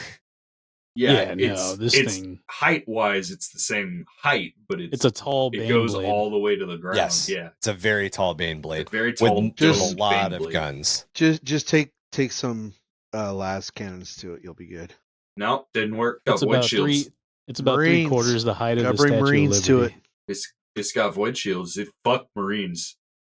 Oh, this thing dunks on Marines. Yeah, unless they're painted yellow. No, I'm pretty sure it dunks on the Yellow Marines, because the Yellow Marines are the ones that showed up. I don't know if it ended up fighting them, but it dunked on everything else it came across, so it absolutely would dunk on the Yellow Marines. So we can cover the Cobbin machine specifically later, because it has to do with it has a little bit to do with a special like character, and getting into her story is kind of crazy, but it basically died like tracking a singular person and got defeated. Which is in this book. That's the other story. Like it's 2 stories simultaneously. It's her story going from being a nobody to like being somebody super important. And like he said, it towards the end, that machine ends up on a mission to just fucking kill her. And it's gnarly. It fails. Well, yeah, due to those 3 nights that I was talking about, being knights and doing knight shit. It's glorious. It's fucking epic. It's such a good read. Yeah, it's kind of like a little side story. We'll definitely. It's her story, and then the other story is all the Fabricator Generals. Yeah, the like focusing mainly on Volcano Lady, which is also sometimes referred to as the sexy tech priest. Sexy tech priest. There's a specific line describing her.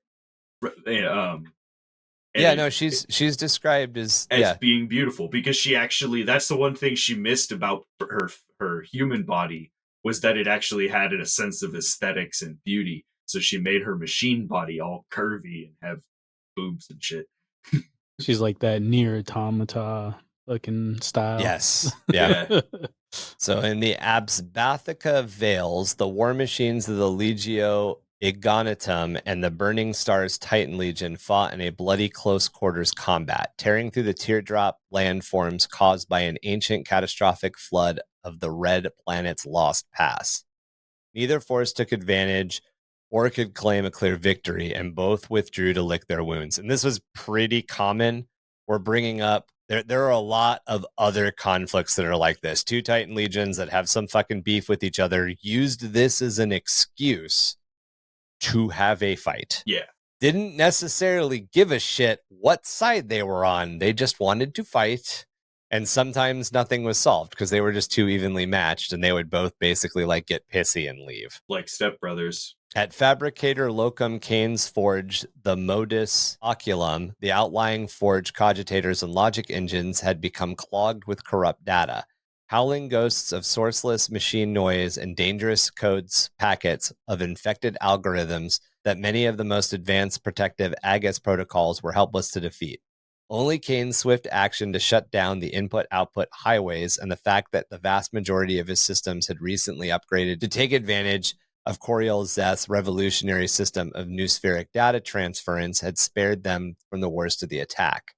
Kalbar Hall then unleashed his twisted Skitarii and combat servitors on the forges of Ipluvian Maximal. Maximal was able to repel the first wave of attackers, but within solar hours, he was besieged by the unique Ordinatus war engines. At the Herschel impact basin of the Mar Tyrium, 900,000 Skitarii and protectors clashed in bloody melee, which only ground to a halt when nearly all of them were dead. So 900,000 of two sides, not 900,000 each, but 900,000 total, basically ground each other to fucking paste.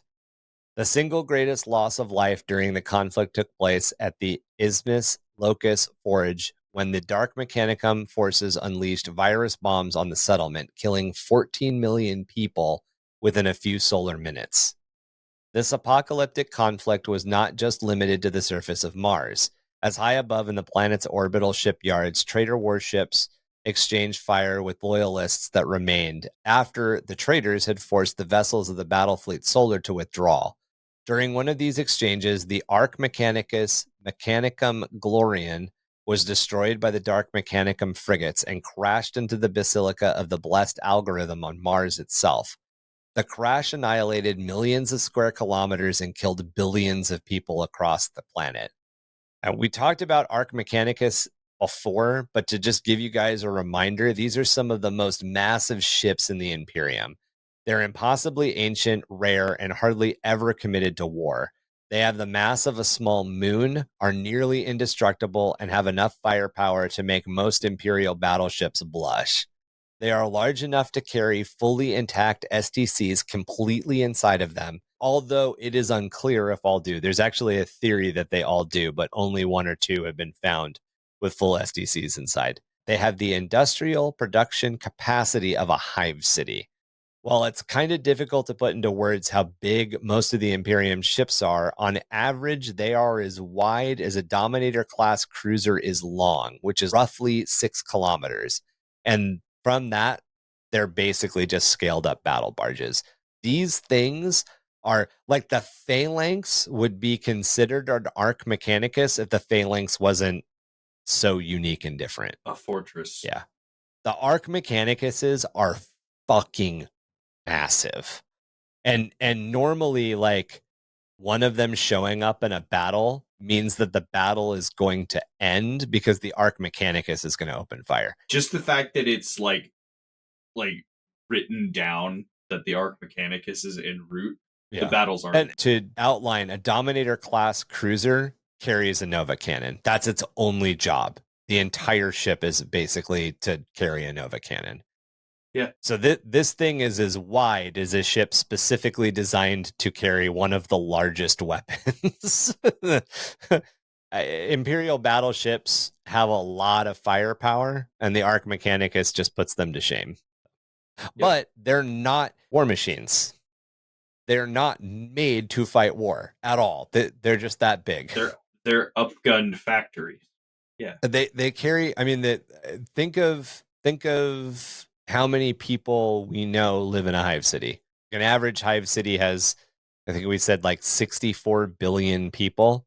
This is a spaceship that carries 64 billion people, and well, probably not 64 billion people, Much but less the production, people. the industrial production people of that 64 billion. So like 32, say what was it? Yeah, a third of it. So 30 billion people. It carries 30 billion people and all of the things that 30 billion people need to just produce Lehman Russ tanks endlessly for hours on end. Just churn them out.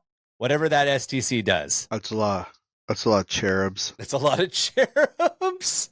They're dogs. We'll get into it. Cherubs are weird. That's all I'm saying. Cherubs are weird.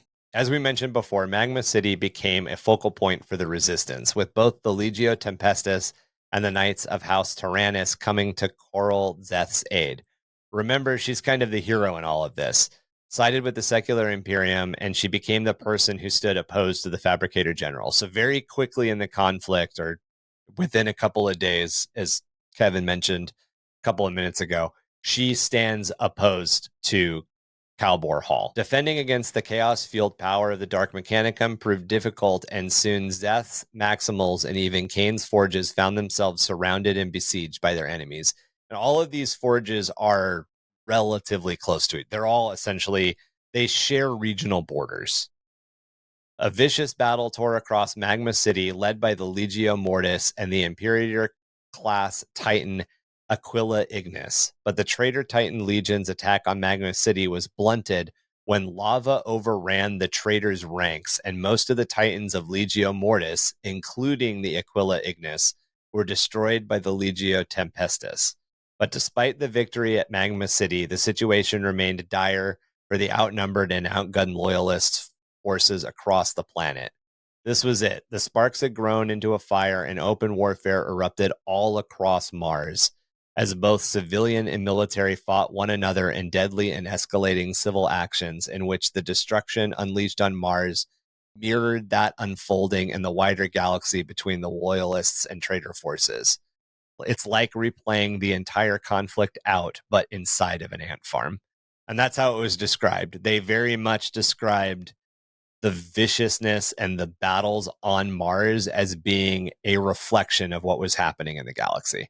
That's how nasty it was. Yeah. And as Kevin hinted at earlier, this is when Keth turns her magma flow into a weapon. She essentially flooded out the trade. She destroyed everything that wasn't a Titan and allowed and a bunch of Titans. and a bunch of Titans, and then allowed basically Legio Tempestus to come in and clean up. So she released her Red Fury on everyone. So for some perspective, we keep talking about like Volcano Lady and stuff. You're like welcome, that. Marky.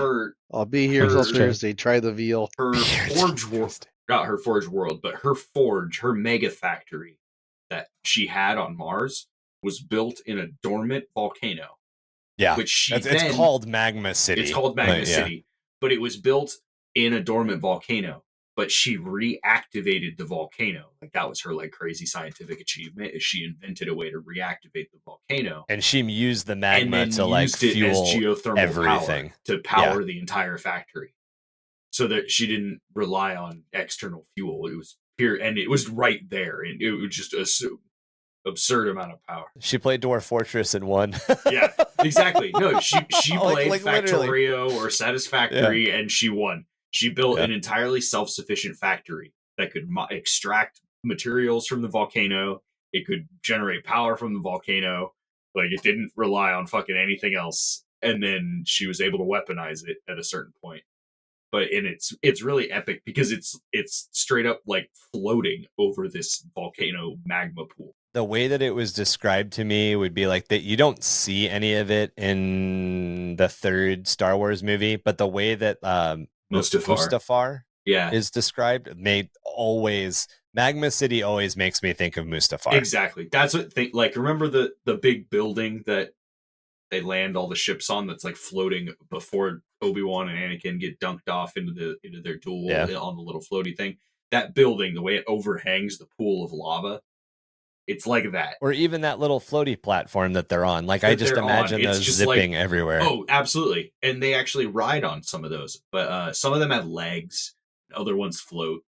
And they're and like the way that her technology was built and the way that everything was powered, like buckets could dip into the magma and remove the minerals that she needed. Obviously there's magma there, so it's really easy to melt metals because you have fucking liquid. Yeah. The metals are already liquid in that case as well. So it was. And then you've got the geothermal energy. Like it just, it's weapon. She knew how to weaponize it. She essentially knew how to like turn the flows on and off. Yeah, well, I think she had to permanently to get this much. She had to like blow some shit up, and she overloaded. Well, yeah, I mean, she ruined a chunk of her city. She flooded her city. Yeah, with magma and the areas that weren't supposed to be covered in magma. Fucked chaos. If I remember right, like chaos, like the one chaos general that saw the shit going down was like, this is like an irreparable amount of damage. Oh no, like we have taken catastrophic losses at this point. Losing Legio Mortis, was it or losing the parts of Legio Mortis that were on the planet, because not all of it was there, right? Was basically like a death blow, and they knew it. And Aquila Ignis was a Imperator class. I mean, one of the largest Titans that not the type of not a Titan that gets lost often. Even now, not a Titan that gets lost often. It's not a Titan that gets fielded often. Right. Yeah, exactly. Now we're on to Chuck's chunk of the story. Mars's forlorn hope. For the loyalist forces of the Mechanicum, salvation arrived in the form of the Great Imperial Expeditionary Fleet. Malkador the Sigillite had charged Rogel Dorn, the Primarch of the Imperial Fists Legion, and the Castellan of Terra with the mission of vital importance: secure the forges of Mars for the Imperial war effort. And that was the big portion of what this late conflict became, is that the Imperium realized that Horus was trying to secure all of the forges for the heretics, and the Imperium knew that couldn't happen. Like, whoever gained favor of Mars got a huge advantage in the war, because Mars is producing the majority of the weapons, ammo, spare parts, you name it, war material, equipment, everything. Across the northern hemisphere of the Red Planet lay an arc of loyalist control, including the important munitions manufactoria of Mundus Gamma and Mundus Oculum.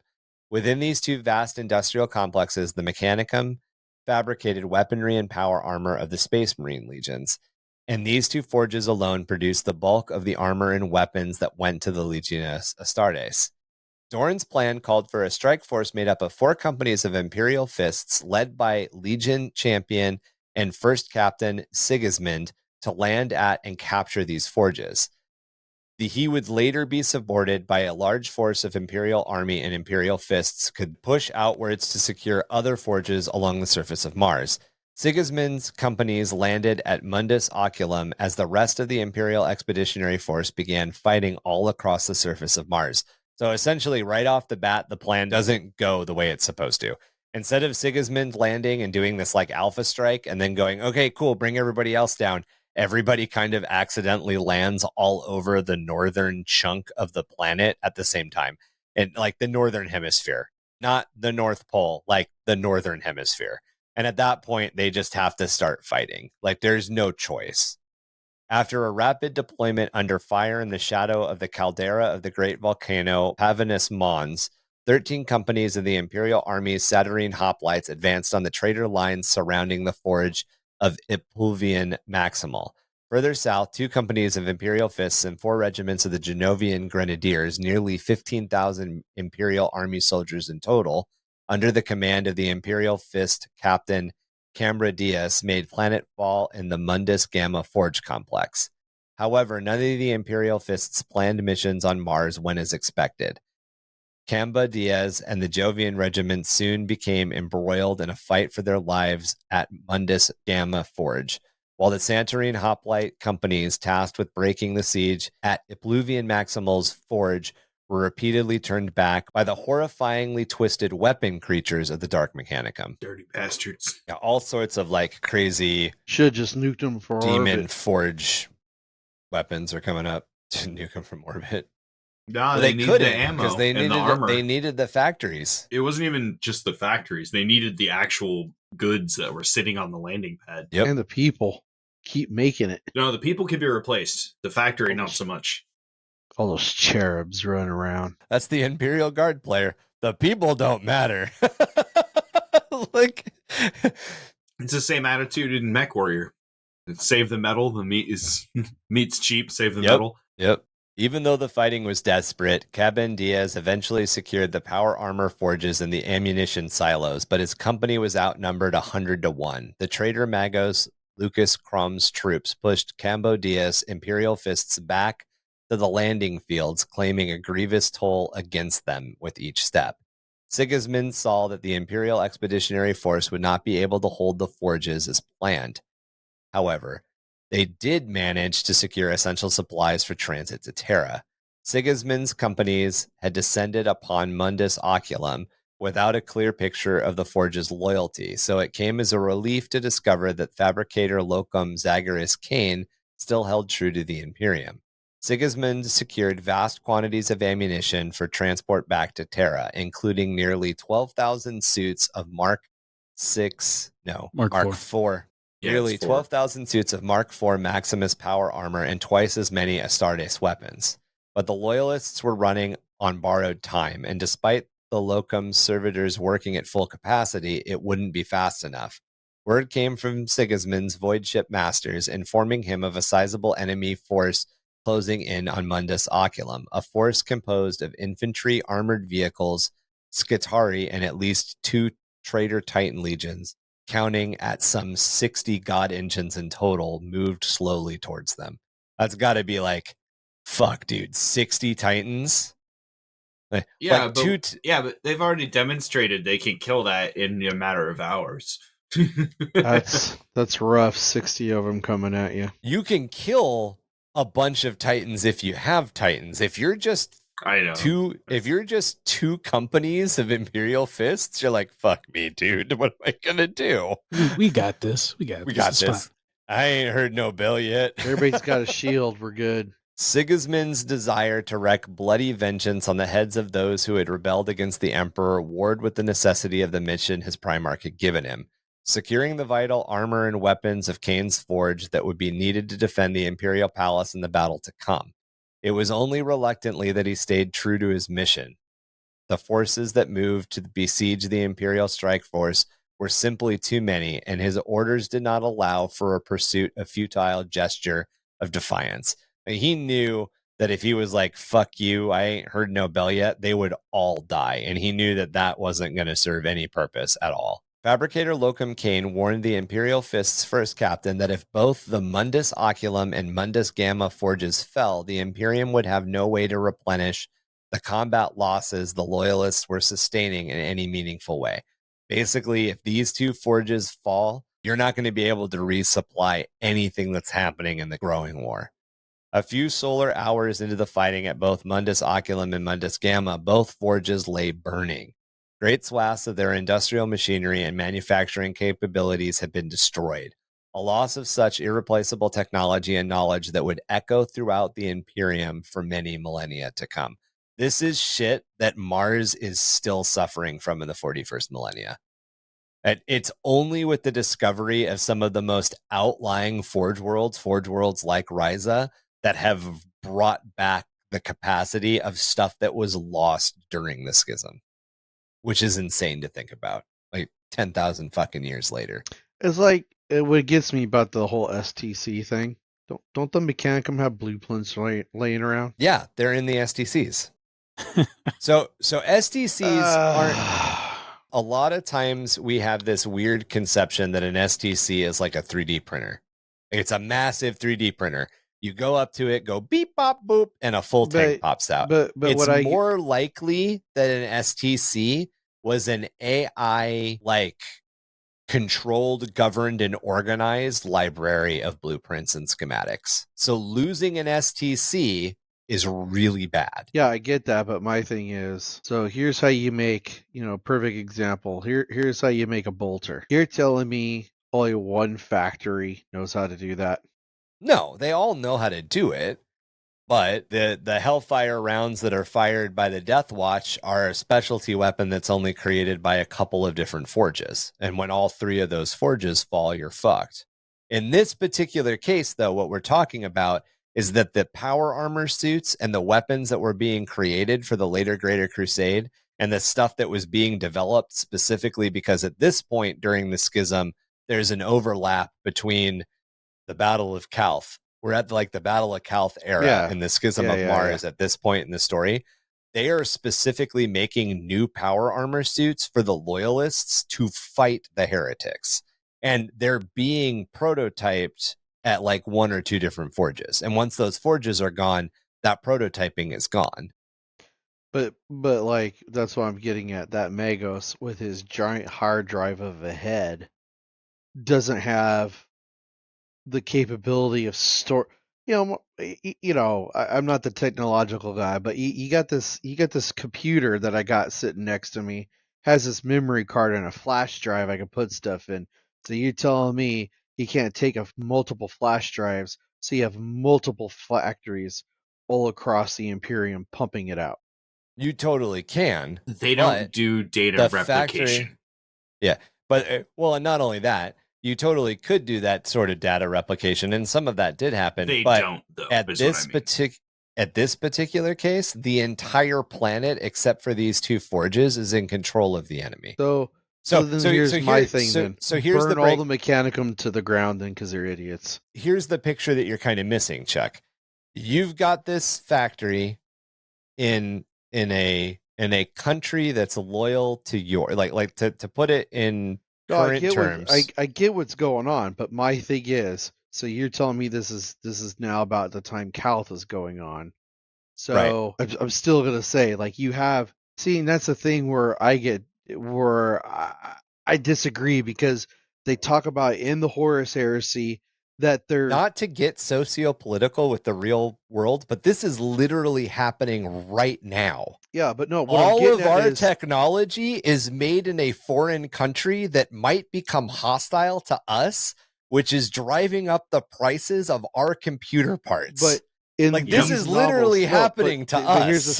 But here's the thing. In these novels, they talk about there's Mechanicum in every expeditionary fleet. You are able, Space Marines have their own forges on their own battle barges. So the technology is out there. So to me, this part of, files aren't being shared. It's you've got in the novels, they're on Mark IV, and the expeditionary fleets that are able to do it, there's loyalists and traitors that are able to create their own stuff out in the field. You've got the Mechanicum, you got Space Marines, they all have their own forges on their ships. They're able to repair stuff on their own. They're not necessarily able to create everything on their own. So what's the point of conquering all these planets and setting up Forge Worlds if you can't get your shit? Forge Worlds specifically are much more in depth than just conquering planets. Forge Worlds existed because of they're left over from the Dark Age of technology oftentimes. The other thing is that the standard weapon kit, if you open up a 40k rulebook right now and you look through the like 40 images of tanks and 40 images of guns that are in every book, every single forge and a lot of forge ships and a lot of battle barges can, to a certain level, build those in capacity. However, their capacity is either going to be really, really low, like we can make, you're talking about minimum order quantities and stuff like that. I can 3D print a D&D miniature. I can 3D print a D&D miniature in 45 minutes. Okay.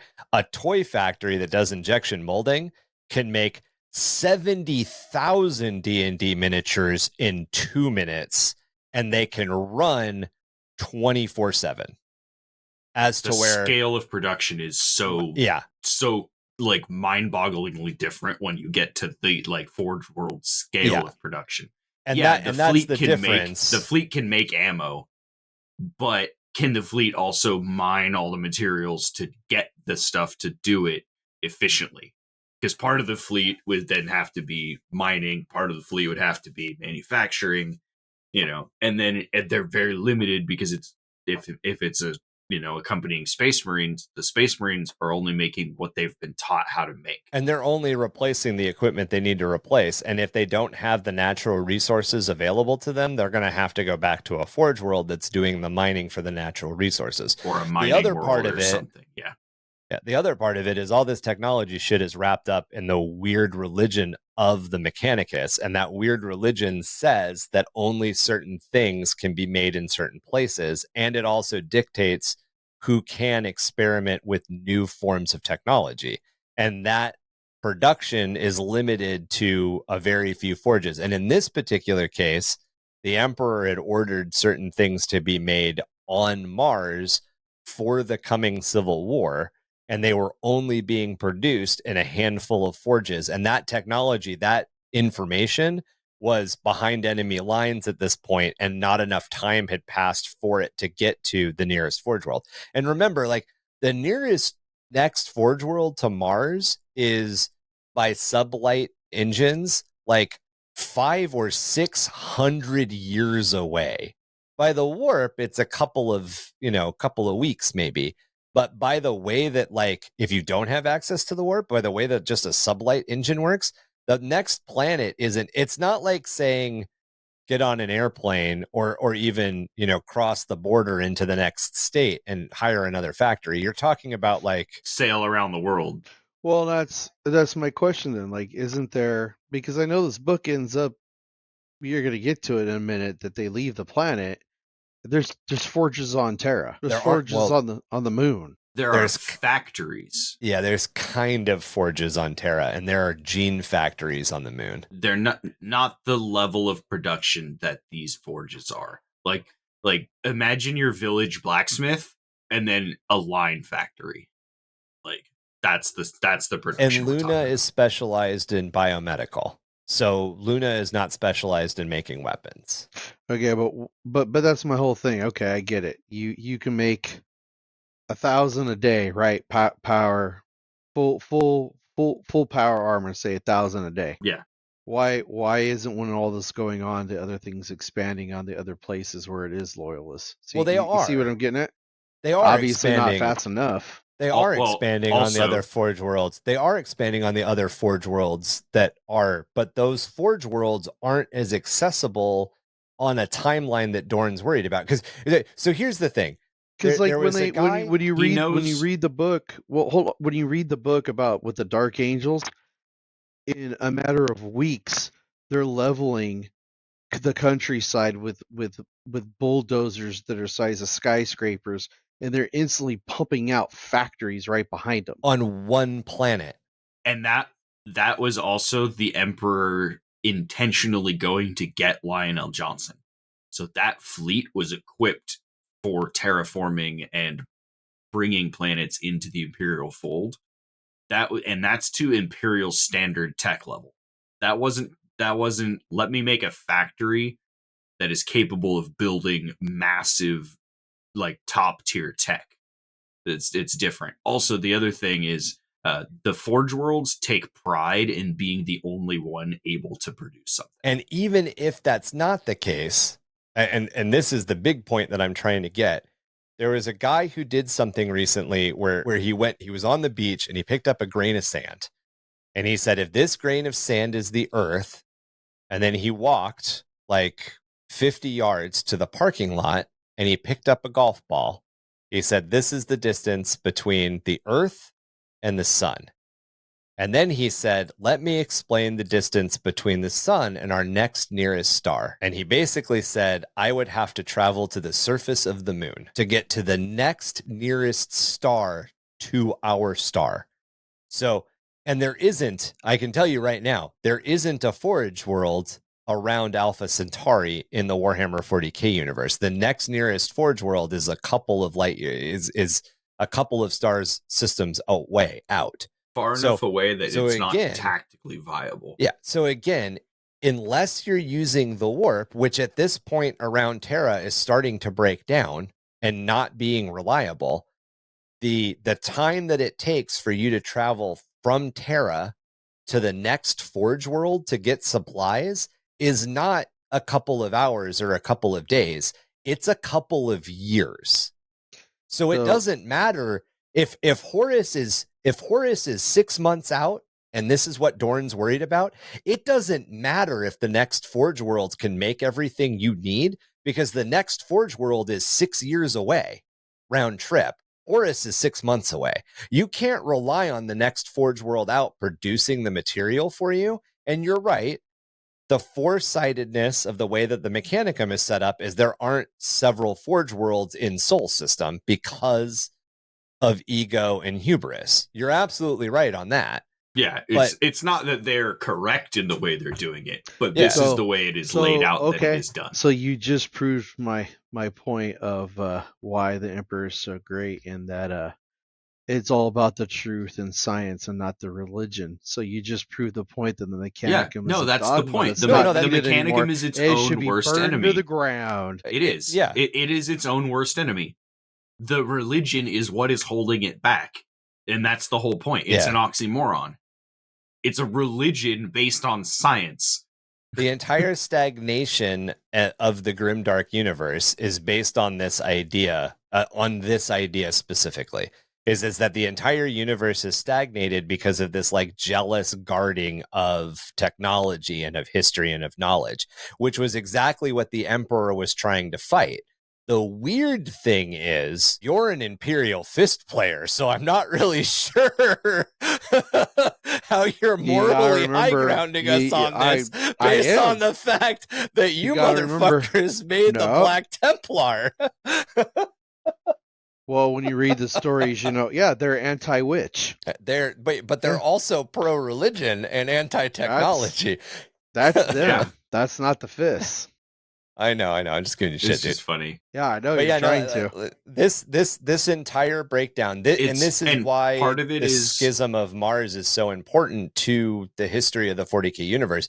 This entire event is one of the reasons that instead of technology getting better for 10,000 years, technology has gotten worse for 10,000 years. And I even worked that into the role-playing game stuff that I wrote for the Innsmouth Hive. One of the reasons that the appeasing the tech spirits was a rule that Marky and I developed is because in a lot of cases, and this is lore, this isn't us lore, this is lore, guardsmen are fighting with the weapons that their great grandfather carried in combat. They're not fighting with a new las rifle. They're fighting with something that can be 6,000 years old. It depends on the regiment. In some cases, it's new. Because oftentimes, because of how cheap las guns are, it depends on the regiment. If it's like a fresh raised regiment, they'll just print new guns.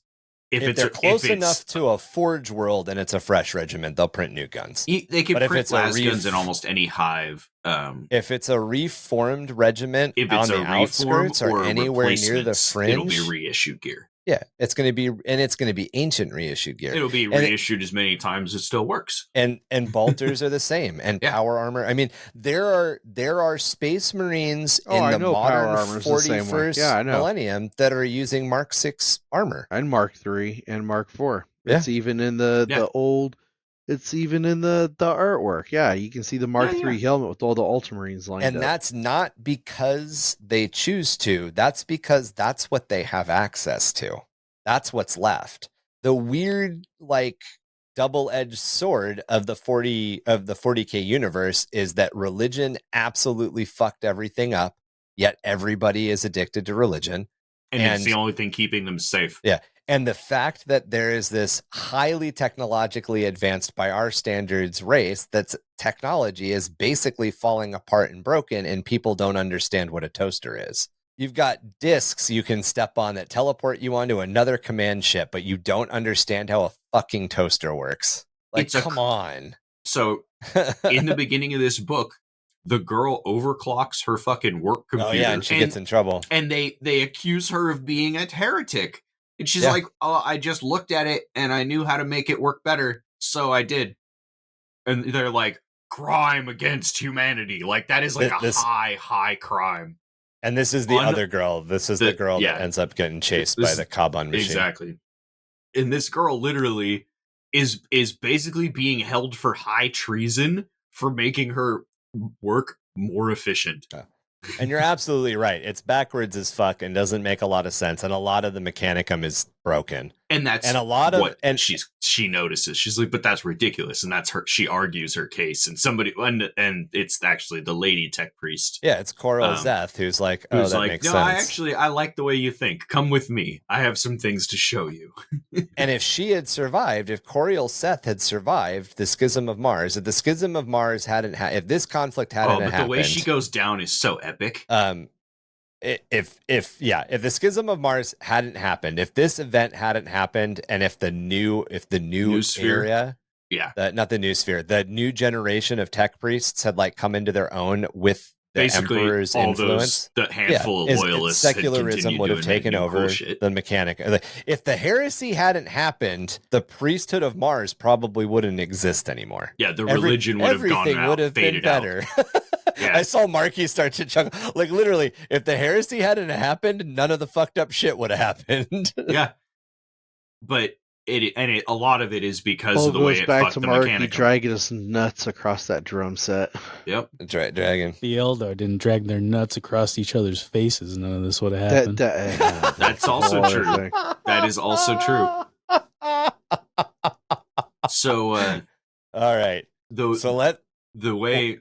Since I know Marky wants to know how the sexy tech priest finally went out. Sexy tech. She dies? Damn. Oh, yeah. She's not Volcano Lady, right? This she's is the lady that the AI was chasing? No. Sexy tech priest is Volcano Lady. Oh, okay. I was trying to figure out which one is sexy lady. So earlier in the story, she has one of her like lower tech priests. Basically, he gets hacked by one of the rival tech priests and like lobotomized, but she keeps him around as a servitor and doesn't tell anybody that it's her old favorite tech priest. And she keeps him around, and one of the bad guys slips an assassin into her forge during this big old magma spilling and everything. And or shortly after, the assassin manages to kill her, like stab her like lethally.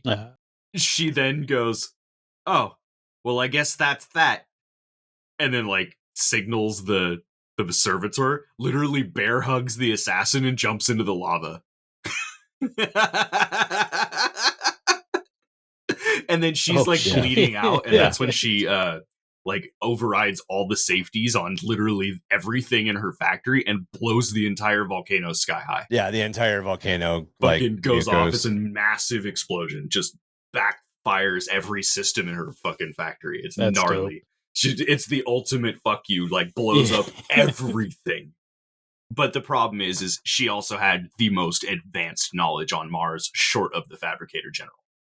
Oh, okay. Yeah. So it was a huge loss. And the Fabricator General and the Dark Mechanicum you can't trust because they're mixing tech with chaos, not tech with secularism. Right. So none of their stuff is safe to use. So basically her doing that also set back the Imperium. But it kept chaos from getting a hold of all her knowledge. Yeah, basically. Well, I mean, it was either it was going to be set back anyway, right? Because the chaos was going to get it. Yeah. Or as soon as Chaos was able to take Mars, as soon as Mars was captured by Chaos, and basically enough damage was done to the Loyalist Mechanicum, that the secular Mechanicum, by the end of the Schism, enough damage was done by the Horus Heresy that the idea that the Imperium could survive as a secular society was destroyed. And that goes for every facet of the Imperium, including the Mechanicum, which literally led to how dark and grim the 41st millennium is. Yeah. And this book really sets it up because it talks about how epic all these factories and everything are. And then it's like a third of the book is them describing watching it all burn to the ground. Yeah, Jeez. basically. Like it's like that it's a tragedy, but it's like the scene in Saving Private Ryan where like the dude gets up and looks around and just everybody's getting murdered on the beach.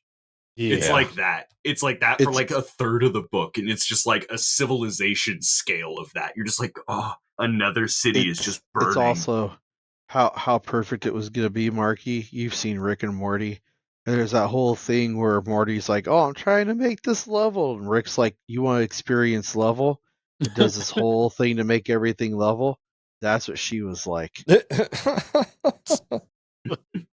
This is the original John Blanche of her, by the way. Oh, nice. That's dope. Yeah, it's kind of like the burning of the Library of Alexandria. Oh yeah, like where all the knowledge is just gone just because of people invading and burning it to the ground. Yeah, no regards to the fact that a lot of this stuff was really important. Yeah. And the fact that like some of this hadn't had time to get backed up yet, because there were no backup copies. This was prototype data. Realize only a couple of Forge Worlds were founded during the Great Crusade is the other part. Like, there's only a handful of them. Yeah, there's a lot of Forge World, but most of them were done in the Age of Strife. Forge Worlds and stuff. Yeah, that too. All right, so like so many shooting stars flung in reverse from the surface of Mars, the Imperial landing ships fled for the heavens and their command ships in orbit. Astartes and Imperial army vessels jostled in the sky in their haste to depart the Red Planet. Barely 1,000 loyalist warriors were able to escape the planet's surface before the Manufactura fell into the hands of the traitors.